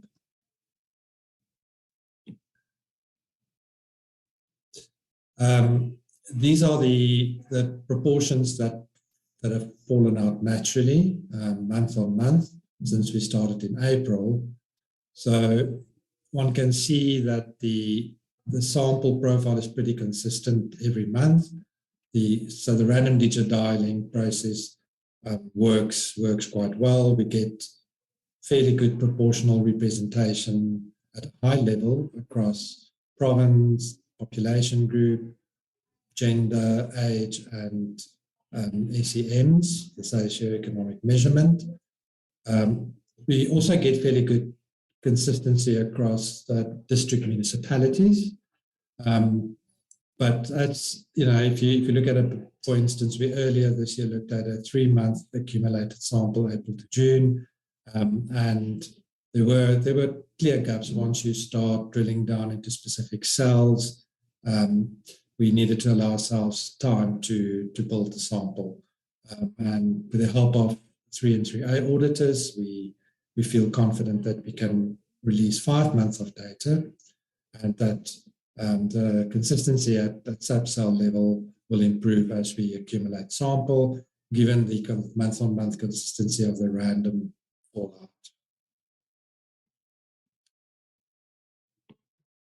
Just a very high-level example of what we can provide to the industry. We can look at radio listenership or reach by province. We can break it down by socioeconomic measure. We can look at it by day parts, devices people listen on, their location. And of course, what I've not included here is quarter-hour listening, so we can provide quarter-hour trends by each quarter hour of an average day, or weekday or weekend day. This is the kind of information we'll be sharing with the release on Friday. As with everything, we have to be cognizant of positives and negatives. We feel that the Catadar method comes with a lot of positives. Apart from being future ready, not needing personal face-to-face contact, we've now seen that it was quite easy for us to implement it. We implemented literally in a couple of weeks and started field work in April this year. It is also easier to maintain in case there are changes to radio lists or new questions need to be added. It's a quick process to update questionnaires or scripts and then launch them into the system. We can achieve large and robust sample sizes, and especially if we build them up over 12 months. This can work well for smaller community stations as we build sample over the months. There are many other markets across the globe where Catadar is accepted as a currency. For instance, our colleagues in Italy run a similar survey for Italy radio stations. You have quite a high control over standards of consistency of data collection compared to a self-filling diary. We can do back checks on interviewers. We do a minimum percentage of every interviewer's work is checked, and we can action interventions if necessary quite quickly. We're hoping, or we're seeing better accessibility to specific target groups. We don't need to go door to door or knock on people's doors to question them. Provided they have a cell phone, we have a high likelihood of reaching them through a random call. We've got, well, that you could argue it's a pro or a con, but Catedard we've seen in other countries that usually you've got higher reach figures compared to diary. I think many broadcasters should be quite happy about that. You know, you can always aim for bigger sample sizes by adjusting your operations or by accumulating sample, as we've seen on a continuous basis. What we do also is we spread the interviewing across days of the week from Monday to Sunday to make sure we include every day. And finally, it's less work for the respondent. It's about a 20-minute questionnaire, which compared to a diary is quite quick. Some of the negatives, it delays in reporting compared to the passive meter, which I will explain later, but it's still faster than what you would have had through a face-to-face diary approach. We also see consistently in other markets that the time spent listening is usually higher through a Catedard measurement compared to a diary approach or passive metering. And the average quarter-hour reach may also differ compared to that given by diaries. Also, a bit of a stumbling block that we're finding workarounds for is Catedard is obviously not longitudinal. We interview new individuals or separate individuals every day. So we do not have data that tells us how frequently a person listens to the radio or to a specific station. That information is crucial for reach and frequency currency that media planners use. We have to come up with a model that can estimate reach and frequency using non-longitudinal data. And of course, we rely on people's memories.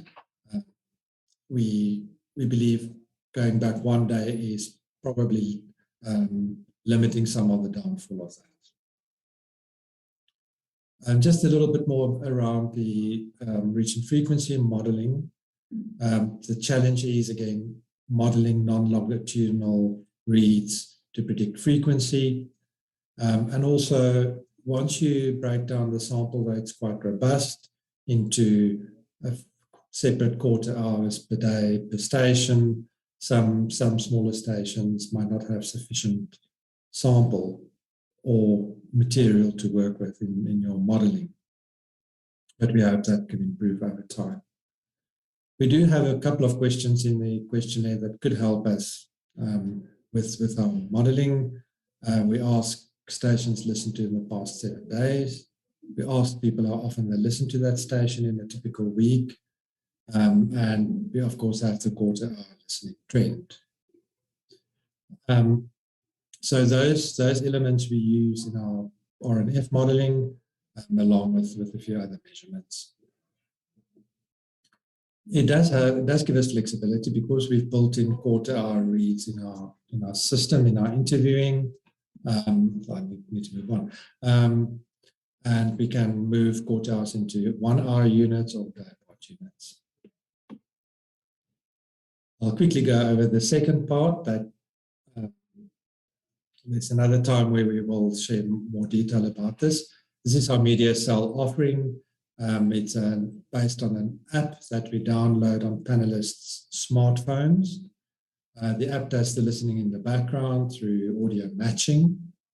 In the case of panelists who do not have their own smartphones, we provide them with a locked smartphone, and hence the need to do some face-to-face recruitment because we need to hand over a locked device and give people instructions on what to do.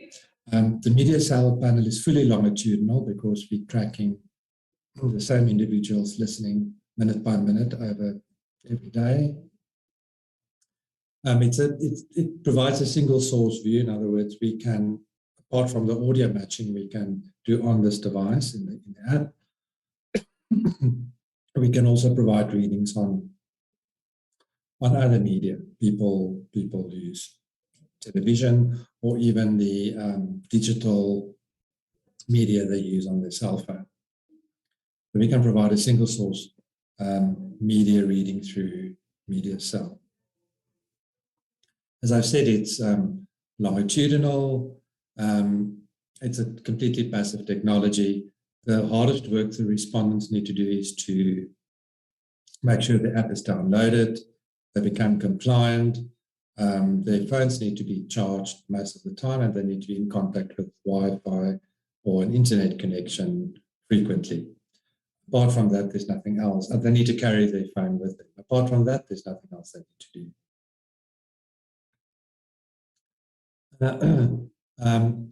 So it measures, it's a suitable tool for measuring fragmented media usage, because we can measure various aspects. As I've mentioned, it's a single source of media measurement. It's very efficient, it's scalable, we can save time. It's eco-friendly, it's just a normal cell phone, and in most cases, it is the respondent's or the panelist's own cell phone.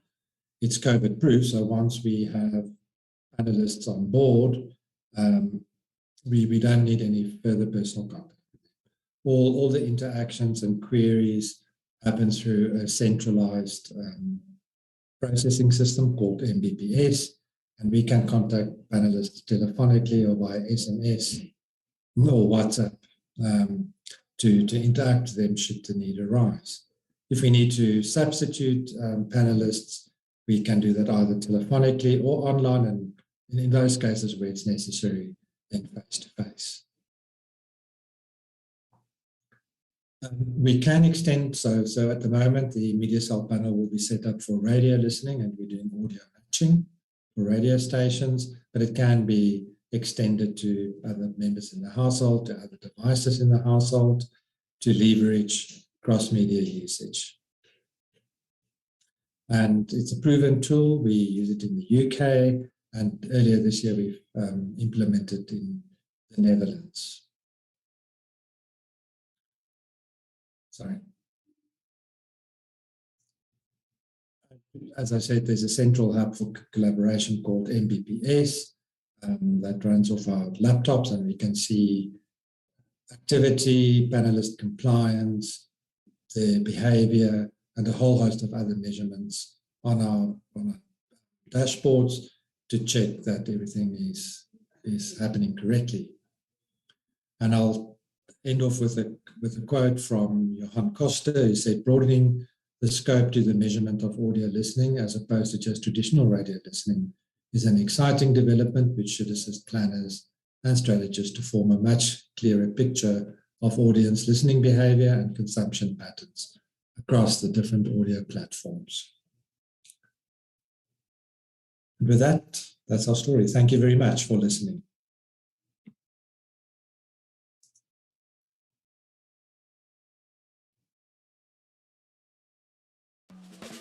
Let's face it, TV isn't going anywhere. It's going everywhere. Do you, boo-boo? And there's only one way for you to get there. DSTV Media Sales. We go all out every day to get your brand out to the over 11 million households enjoying DSTV and GoTV's world-class local and international entertainment. From TV to video on demand and streaming to digital, you name it, we do it all. Through innovative communication solutions customized to suit every brand and product. Whether you're looking to sponsor a great program, activate your brand with a sporting event, or place your product in a top show, we'll help you make your brand famous. Interested? Then contact us today. Because when it comes to media, we're all over it. DSTV Media Sales. Fantastic stuff. Thank you guys so much. Thank you, Gary. Thank you, Hendrik. I think before I go into introducing our next speaker, let's tackle a few questions that we have from the audience. I hope the prof is still around because there's a question for Professor Carl, and that is, Prof, someone would like to know what linking variables would be needed to impute your segmentation onto other data assets.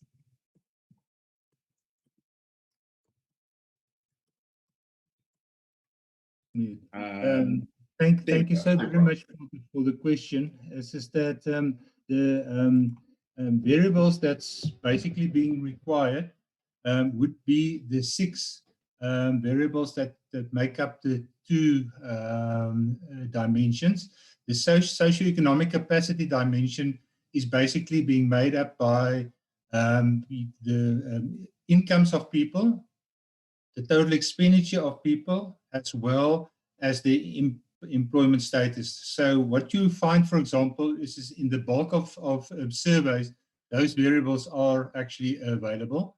The socioeconomic inclusion one requires some measure of the level of digital inclusion. For example, the level to which people make use of computers, laptops, smartphones, etc. And to actually find those variables are frequently there. And that you also need a level of education, for example, which will be in there, as well as variables with respect to actual the expenditure behavior, which is also frequently in there. What you'll often find, for example, is that it could be that 1 or 2 of the variables are not available in a specific questionnaire. And what is being done in that regard is that you use the existing variables that you've got to create that missing latent variable. So you basically impute that variable into your data set to actually use that. And what we've then seen as well is that when you, for example, then use the variables that you've got in a specific variable to impute this index, you basically do parameter checking back to, for example, something like the map data where you've done it, just to ensure that there's a high level of structural integrity of your data set. So I hope I've answered the question. Thanks for that, Professor. This is now a question for Hendrik. Hendrik, someone would like to know, please can you provide some insights into why there was nothing for 15 to 7 years month on month? So there was a point in your presentation where there was 0% there. So they're wondering why there was nothing between that time period in the sampling. Is it perhaps a POPI privacy issue? Yes, exactly that. That is as a few people on this call know, that's quite a pain point for us. That was something we hadn't really foreseen. But it is the requirement to once you make a call and you get through to a 15 to 17-year-old, you are required by POPI to there and then get their guardian or parent's permission on the call. And that person then needs to accompany the respondent during the interview. So we find a lot, we find these people, but then it's a question of, you know, my dad is not here, or I don't have a guardian, or you get hold of the guardian and they refuse. So that has been really challenging. We are looking at ways or workarounds by flooding households, trying to get direct references from adult members in the household for younger respondents and try and call them back. But even then, we still need to go through the POPI procedure, and people lose interest quite easily.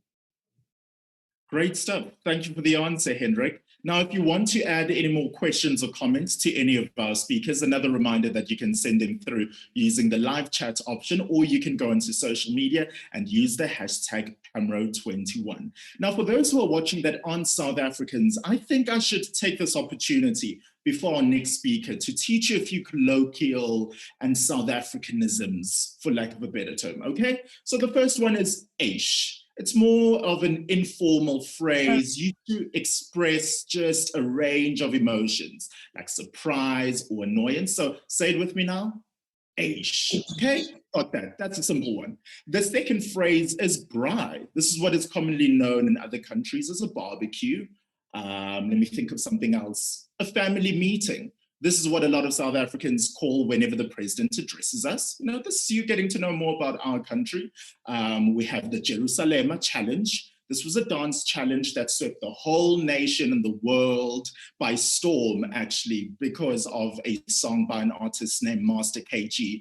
And then here's my final term that I want to teach you this morning: load shedding. Now, this is a term used to describe power outages, and that full circle moment here that makes a lot of us here in South Africa go, aish. So South Africa has been plagued with a lot of rolling blackouts and load shedding for a number of years. But load shedding has actually become so much more frequent in the year 2021.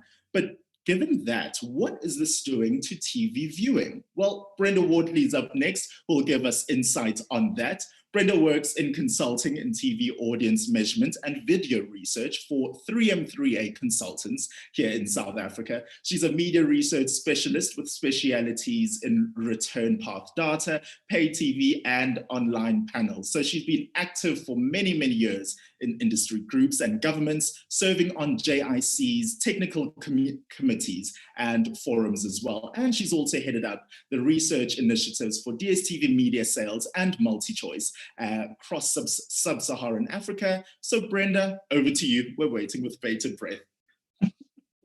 Thank you, Sia. Let me share my screen. Okay. Well, you were about to steal my thunder. Thank you for pausing before you got too into load shedding. But let me start with an apology, a caveat. I updated these stats as of last week, and thanks to Eskom, this week they are now out of date. So apologies to that. As we enter into stage 4, load shedding for the day, you're about to understand what that means. This is a very hot topic for South Africans. So I think, as Sia has said, we've been plagued by rolling blackouts as a country. And I think what this presentation is going to do is really deep dive into the impact on viewing. And I think what viewing can tell us about load shedding. Maybe it's some insights there that we hadn't seen before.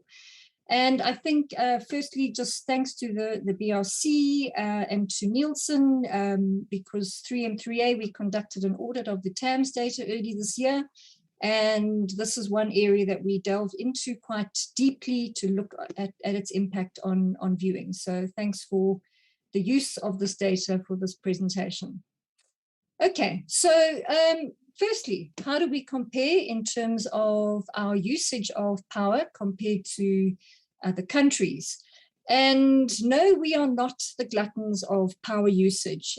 This is a ranking of per capita annual usage of electricity, and I don't expect you to all see it on your screens, but basically the world average sits at 94, and South Africa sits above that at 79. And let me just pick out my two partners in 3M3A. Norway are complete power gluttons. They're second, and they use 6 times as much power in a year per capita as South Africa. The UK are relatively moderate users. They are ranked number 67, so just ahead of South Africa, and probably out of kilter with the rest of Europe, which is maybe why they're no longer in Europe. Everything in red you see are the African countries. So actually, we are relatively light users of power as a continent. Okay, so when you look at power usage globally, what we see is for big industrialized countries, and this is taken from the USA, that there's generally a peak usage of power during daytime, which supports industrial and commercial activities. South Africa is different, and I've put up here a chart that Eskom presented to NERSA, our power regulator. And basically in red, you've got the times of day where South Africa peaks. And it's prime time and it's evening time and a little bit in the morning. It's clearly domestically driven. And I think what this presents to me is when you look at both the fact that we're quite far down the scale in terms of our usage, is that perhaps what we're seeing here is the gap. The industrial usage gap is not here. And maybe Eskom government, this is what we need. We need to build our capacity for industrialization. Okay, so little lesson, particularly for non-South Africans, there is a science behind load shedding, behind making sense of the chaos of load shedding. And I think, as Sia mentioned, it's a controlled process that responds to unplanned events in order to protect the electrical power system from a total blackout. And I think that total blackout is a situation where some countries have faced. We're particularly problematic with ever getting to that. We're at the end of the continent, and our neighbors are not necessarily equipped to start us up again. And you need power to start power. So it's really important as a country that we do not go into ever a complete blackout. So there's a number of protocols that Eskom put in place. And the first one is called load curtailment. And that's where Eskom go to industrial customers and they ask them to reduce their usage up to 20%. And that's their first port of call. Once the country's at a 40,000 megawatt usage, the next part is more, I suppose, domestic or universal in its application. And there are 8 stages to load shedding where basically they shed off percentages of that power usage. So stage 1 is effectively about 2.5% of our 40,000, which is already reduced usage. Stage 2, 5%, etc. And you can see by the time we get to stage 8, we are taking off 20% of the country's usage. Okay. And obviously, this is from Eskom. It says, don't be confused with local outages. And those can happen. And later on in the presentation, I'm just going to get a little bit deeper into that part of it. Okay, so I don't know, maybe every year just feels worse than the previous year, but I think definitely 2021 does feel worse. It in fact isn't. 2015 was our worst year. We had about 70 to 80 days of load shedding. Yeah, a hell of a lot of load shedding, over 1,374 hours back in 2015, compared to 846 in 2020. Year to date in 21, we're sitting at 39 days, and that was up to October the 20th. And I think we're going to be, as we know, 7 days of continuous load shedding now. So I think we're now topping our 2020 day count quite quickly and are going to be jumping ahead of 2020. It feels in the next couple of months.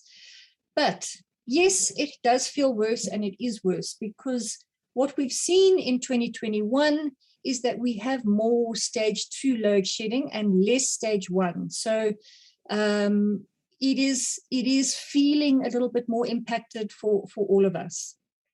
So yeah, thus far we're sitting at about 13% of our days of the year that have been load shedded. Okay, so what has this got to do with TV? I think some years ago, Nielsen put into place a very clever adaptation to try and read and understand power outages. And this was back in 2015 when that really bad year happened. And basically into the data, Nielsen are able to still process a household that has had no power for a minimum of 2 hours of the day. And that has been split into a prime time flag and a daytime flag, or both prime time and daytime. So basically, households that have had no power for 2 hours or more can go into the daily reporting, and we can see the size of the impact, and we can look at the ratings amongst homes that have been load shedded versus homes that have not been load shedded. And I just want to say that in theory, the definition in South Africa in terms of a TV universe is households that have both a working TV and power. So maybe there's the possibility that the actual TV universe changes during these times of load shedding.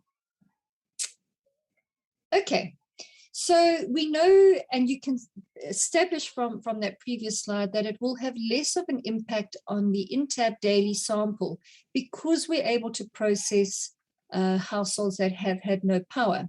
And on average, we see about a 1 to 5% lower in-tab during load shedding periods. Okay. All right, so the real impact of load shedding in terms of ratings, what we can see in the graph above is the impact on ratings. And let me just point you to, let's say, no load shedding days. Your average TVR would be 29. Okay, I think these are household ratings. If we look at a load shedding days, it's down to 24 ratings. Okay, here you see stage 1 at 26 ratings, and you can see we've only once ever had a stage 6. We've never had a stage 8, down to 21 ratings. So on average, we're looking at a 15% impact on ratings. And this was an average up to April, where we looked at it in this detail.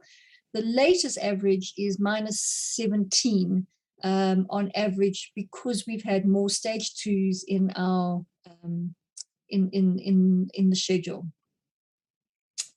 Okay, and what we see is that even though it's a 5% stage 2 reduction in power from the grid, it has an exaggerated effect in terms of ratings, almost a 3 times effect drop in ratings for stage 2.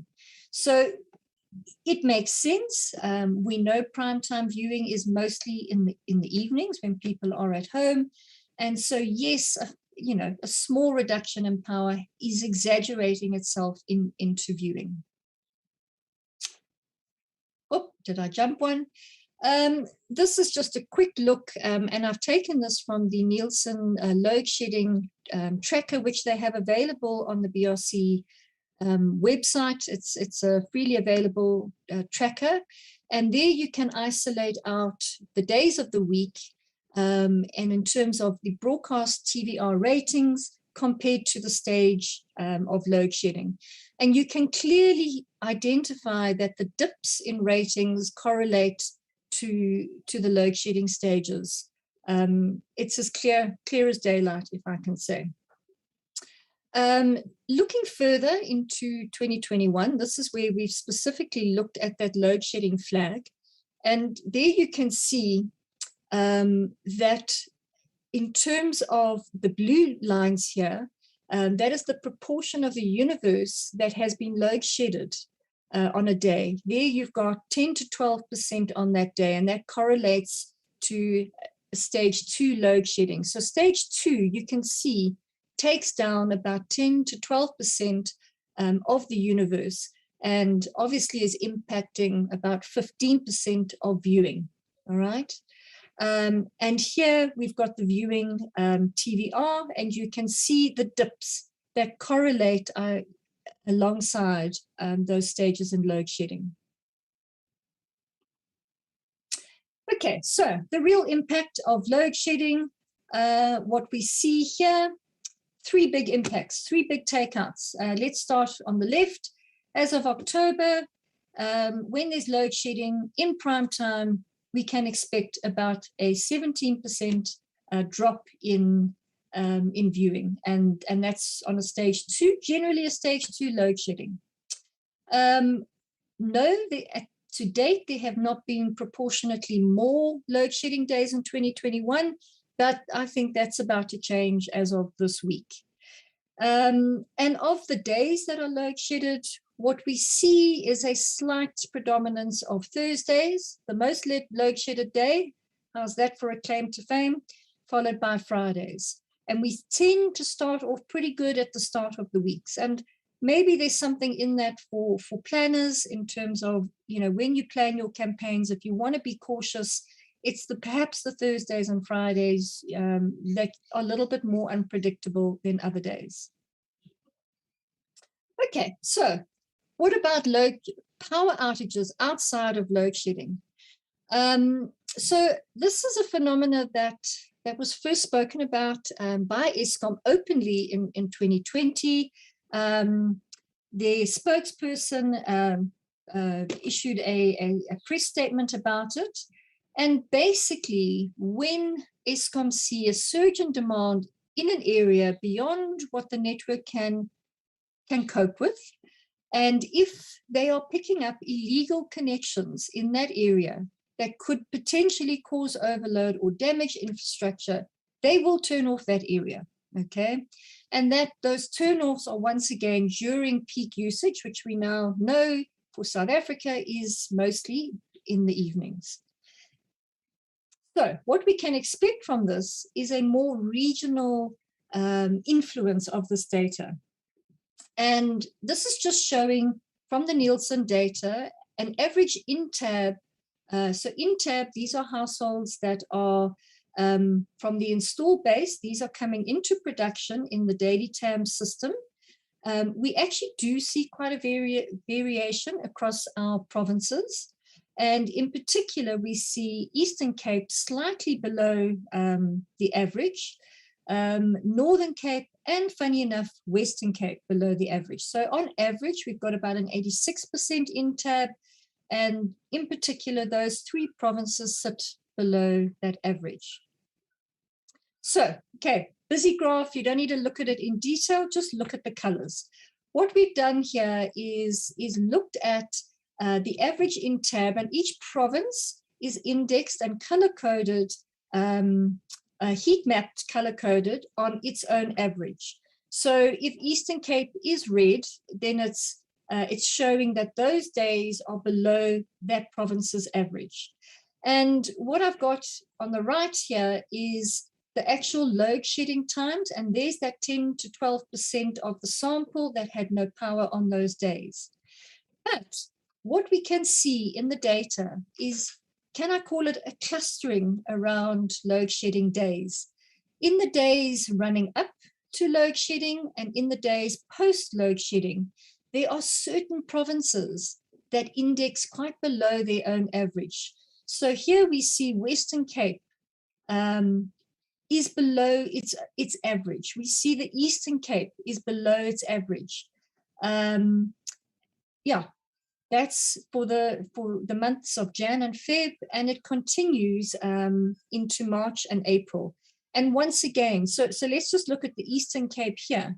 We had load shedding up till the 17th of March, and then it starts ticking up again. But it still remains low, below its average for the next 5 or 6 days. So I think what I'm saying is that there's clear indicators in the data, and particularly at a deeper provincial level, that there's a lot more power cuts than what is being published and what is being spoken about. And I think maybe, if I'm correct, the protests in Soweto this morning bear evidence to that. Soweto is one of those areas where Eskom often announce a load reduction, illegal connections, etc., and they just cut supply to Soweto. And as we see today, there are protests about that. Okay, so in summary, what we see is that load shedding has a direct and negative impact on viewing, and to a lesser extent on our sample. Okay, we can see the loss of power being identified with that load shedding flag that in the data. That a 5% drop in power usage has almost a 3 times effect on viewing, negative effect on viewing. From the provincial analysis, we see that drop in tabs of no power samples outside of the official load shedding days. And yeah, we see that decrease is isolated in certain provinces. And I'm sure if we drill down even further, we'd be able to isolate certain areas within those provinces. That these drops seem to cluster before and after the load shedding days.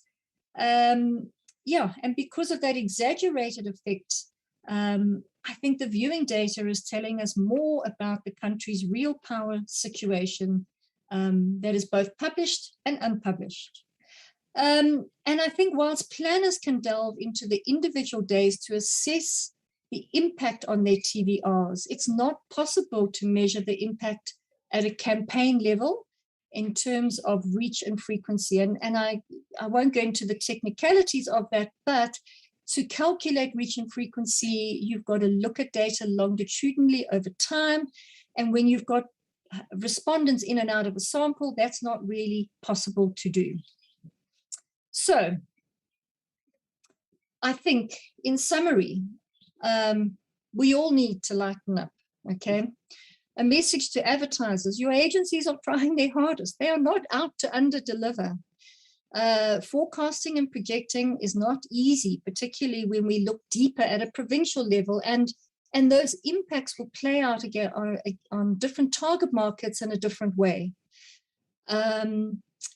Agencies and media owners have no control. It's not their fault, and nor is the data wonky, okay? We are going to have to be in this together, in it for the long haul, and there are certainly no quick fixes to it. Thank you.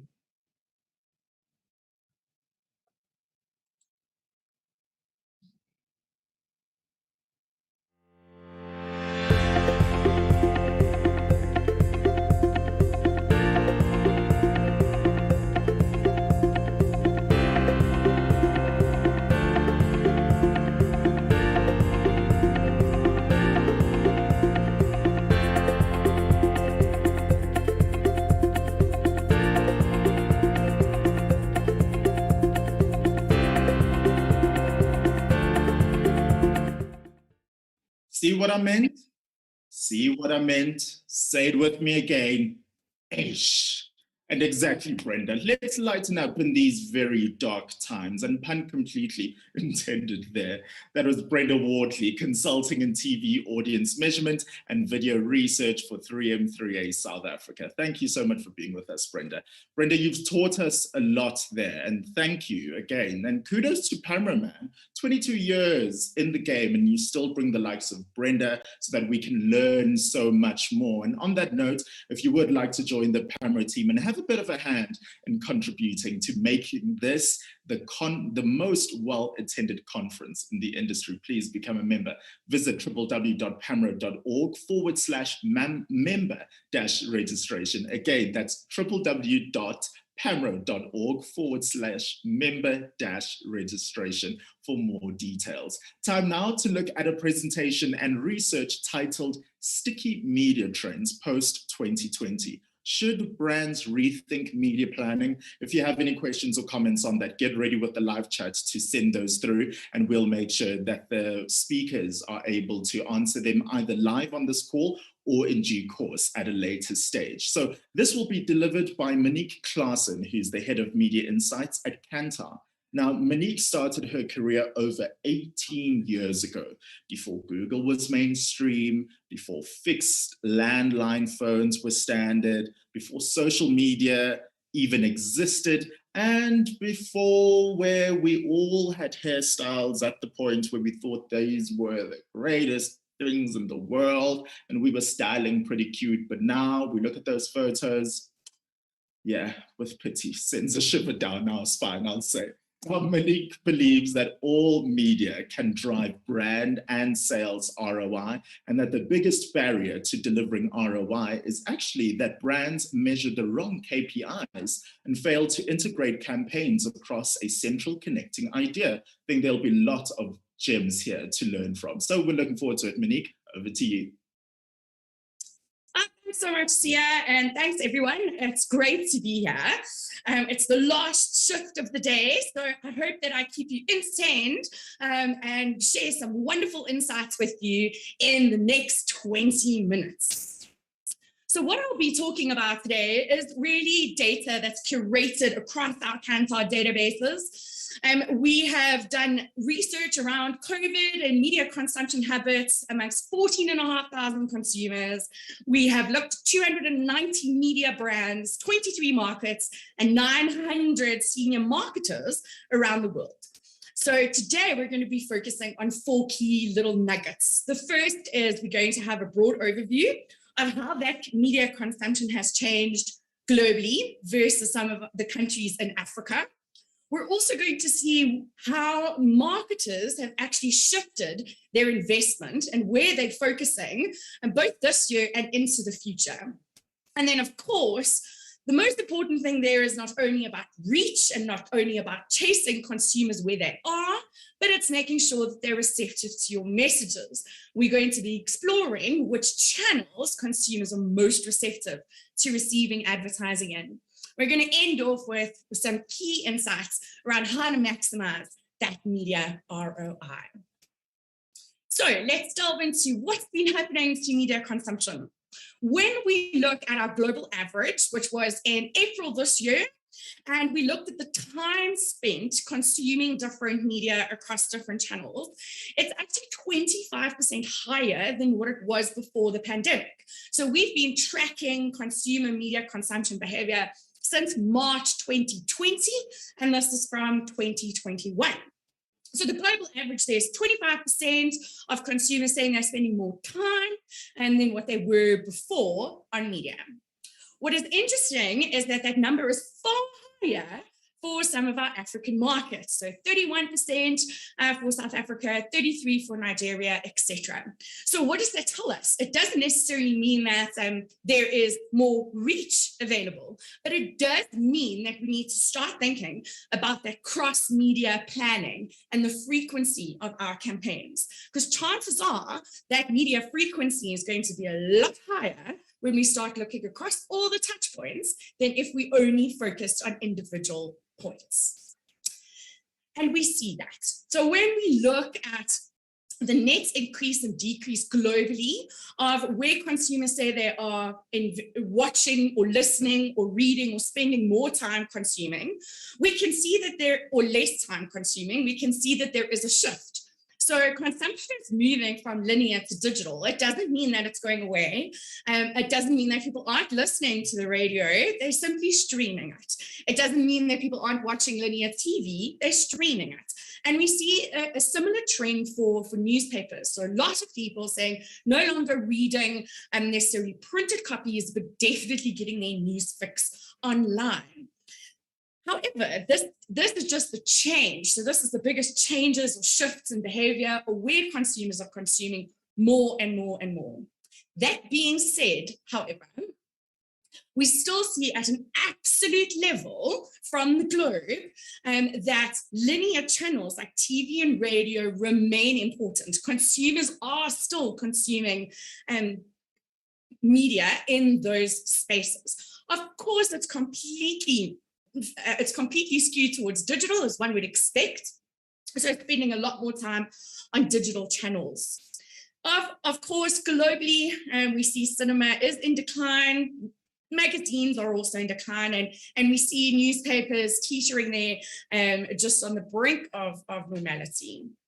When we look at that across our countries here in our wonderful continent of Africa, we can see that there are quite a lot of skews that emerge. The first is the absolute importance of linear radio across South Africa, Nigeria, and Kenya, and the continued importance of linear TV across South Africa, Nigeria, and Kenya. And even then, despite all the issues that we might face on this continent with connectivity and being able to access the internet, we are seeing that claim consumption going higher than what it was at the back end of last year. Probably COVID forcing people to adapt in a more digital way and probably gearing up and accelerating that digital consumption more than what we would have ever seen before. So again, just bearing in mind that this is a change, post or April 2021 versus pre the pandemic in March last year. When it comes to digital platforms specifically, definitely digital video is the winner by far and wide. From a global point of view, we see that number being very, very high for YouTube.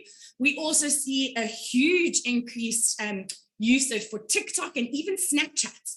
And we know TikTok has grown massively across the globe, and we know that it's very important, it's becoming more important in our continent, especially in South Africa. And that is what we see across these three countries as well. We also see that massive growth of YouTube. And if you chatted to anyone who works in the YouTube team, they will tell you the same thing. Certainly a lot more eyeballs on those platforms. We also see that growth coming through for Facebook and WhatsApp far higher than the globe. So again, those primary channels being very, very important in our media planning across Africa. And not only do we see this in consumption, but we actually also see this in our Kantar cross-media databases, where we look at actual achieved reach for campaigns. So back in 2015 and 16, we saw that the average reach for TV was in a campaign was 84% for TV, 12% duplicated reach with digital video, and then 1% was digital video only. So it meant that that digital video audience gave us very, very small incremental reach above and beyond TV. Fast forward to 2020 and beyond, we can see that that unique digital audience has actually grown massively. So now the unique digital audience is 12%. It's no longer 1%. And also the overlap, so that duplicated reach where people are being exposed to your content both in TV and digital has actually doubled from just before the pandemic, from 14 to 24%. So not only are we seeing these consumption trends or canned consumption trends, we are also seeing this happening in reality. So where are marketers focusing their spend? Now, this is a survey that we asked for marketers specifically. And so these are all agencies, brands, etc. And we asked, where did you invest more or less of your budgets in 2021? And here we can see, no surprise, everything is really moving towards that digital space, with TV streaming and podcasts coming through quite strongly. However, there are a few skews for African countries specifically, where we place far more emphasis on things like digital out of home, and we are a little bit more wary of event sponsorships. We are also far more optimistic about radio and out of home than our global counterparts. What is interesting is that that trend is set really to continue into 2022. The difference between African markets and our global counterparts is that almost all platforms on the globe are set to recover to some extent. Global marketers are seeing that there is the space to invest within all channels. But across the African continent, we see that cinema and newspaper continue to be less favored. And definitely more favorable is some of those digital channels. But make no mistake, linear TV, radio, and out of home still continue to be quite important for media strategy into 2022. However, there is a huge difference between what marketers think is a great media plan and versus where consumers are really receptive to that advertising. So we'd like to say beware of the consumer and marketer divide. Just because you can find your audience in a particular channel does not mean that they are necessarily receptive to your advertising. Now here, what we're looking at is we're looking at a couple of different channels within our continent, and we're looking at receptivity.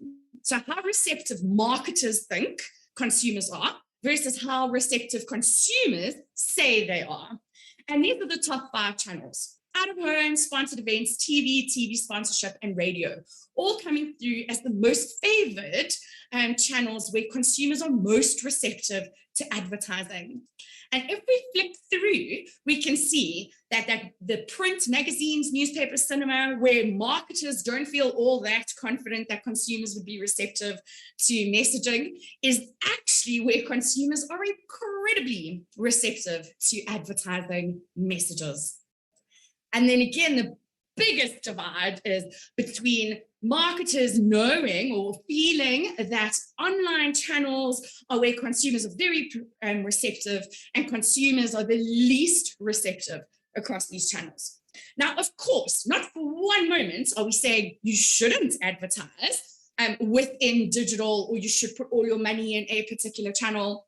What this data is telling us is that when we choose to focus our strategy around a digital concept, that we need to make sure that it is really relevant, that it is well targeted, and that it is content that consumers will enjoy, because consumers are much less forgiving in that digital environment than what they are in a more linear one. So how do we maximize that ROI? This is a question that we get quite often at Kantar, and we always get it around media. So how do we optimize our media ROI? We have zero-based budgets, and we need to cut budgets. So how can we make our media budgets work harder? And actually, it's both media, and you can see their reach, frequency, media synergy, and creative quality. Creative quality, or the content of your assets that you're putting out, is as important as having an optimal media plan. So if you want to deliver the best brand ROI from a campaign, it really is dependent on having that great idea and a fantastic media plan. When we look across the world and we look at all the touch points from our Connect database, and this is paid, owned, and earned media, and we've indexed that to see which is the most important in driving brand equity and brand growth, we can see that TV far outstrips every other touch point that you could possibly have for a brand. Very, very second in line there is word of mouth. So positive advocacy for your brand is really important. And this, again, is a place where digital can play into driving that positive sentiment and positive advocacy. Also important to note is that all channels, as we can see here, can deliver brand impact. It does have an impact on brand. But again, the role of the channel and how we're using that and the messages that we are conveying within those channels become really, really important, especially when we don't have those massive TV budgets that we always used to have, or we have smaller TV budgets and have to do a lot more with a lot less. This is some really great insights to understand which of those paid, owned, and earned touch points can deliver brand growth for you. So focusing on TV and coming full circle back to why the creative is so important. Here's some validation work from our creative testing database. The one side looks at short-term sales impact, and the other side looks at long-term impact on equity.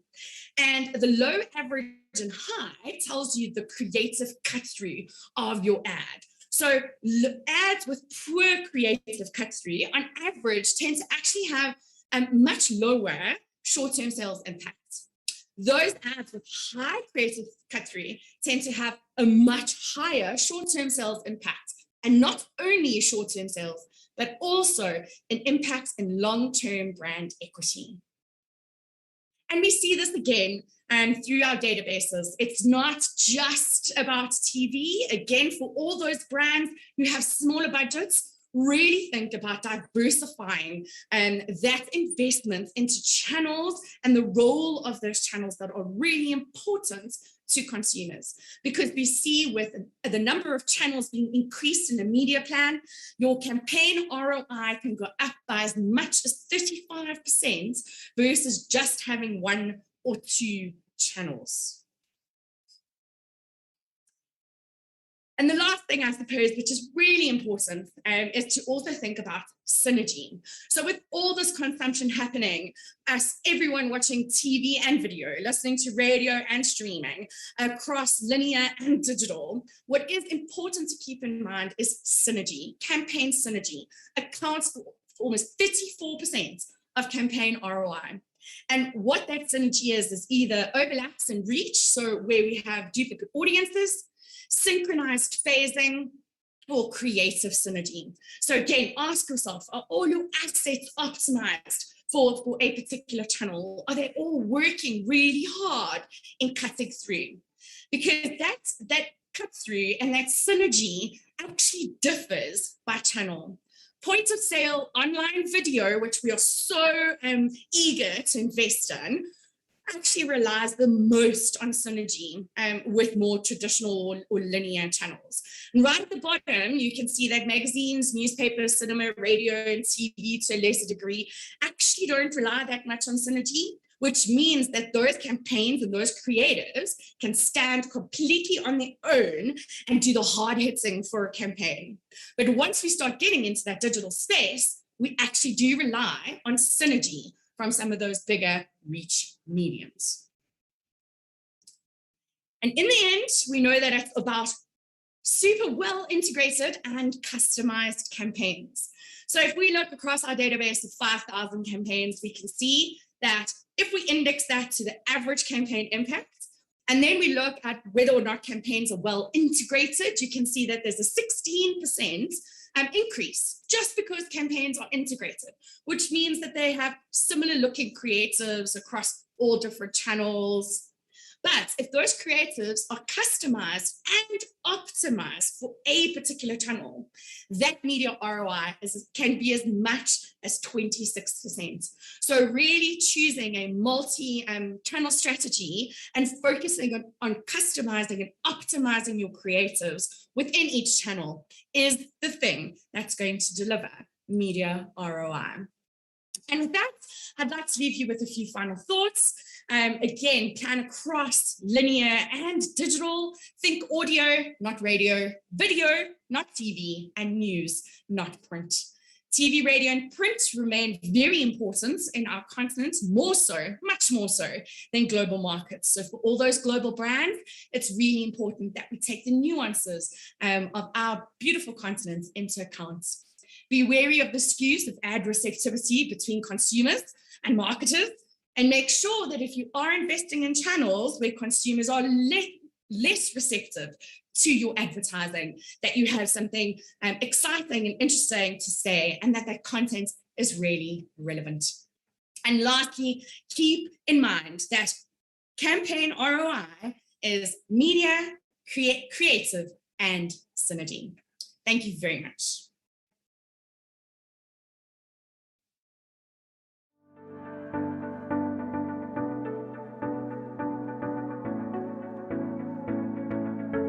Plus 94 Research was founded in 1998 by its main shareholders, Sifiso Falala and Tirani Mabunda, and has since grown to become a world-class and full-service market research company.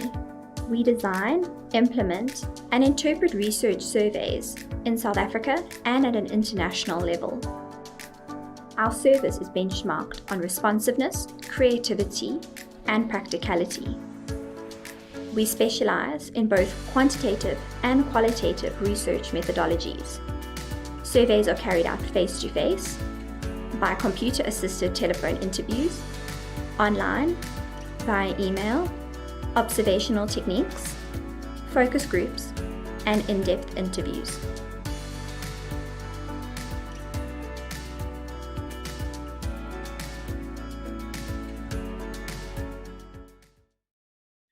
Yay, thank you so much, Monique. I absolutely love that. I especially even love the term glocal.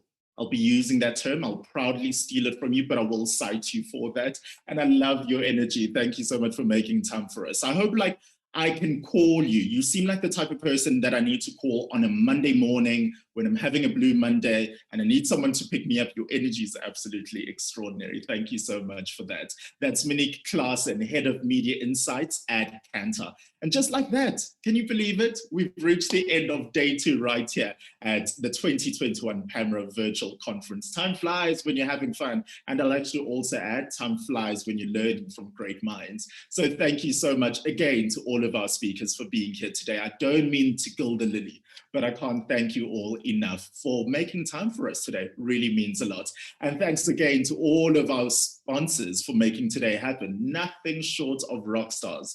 Thank you so much to Borderless Access, DSTV Media Sales, Nielsen, Telmar, Ornico, Plus 94 Research, and Ipsos. And absolutely grateful to you for watching today. Did you enjoy it? Is there anything you'd like to hear more of? Let us know then. Hashtag PAMRO21, go onto Twitter at PAMRO_org, or you can even use the live chat function right here as you're live streaming. So let's meet tomorrow, why don't we? I say tomorrow at 11 a.m. Central African time. So much more to look forward to as we'll discuss topics like digital transformation in Africa, trust in advertising, a big one there, announcing the coveted Best Paper Award, and so much more. So until then, see you then. I'm Sia Sangweni. Cheers.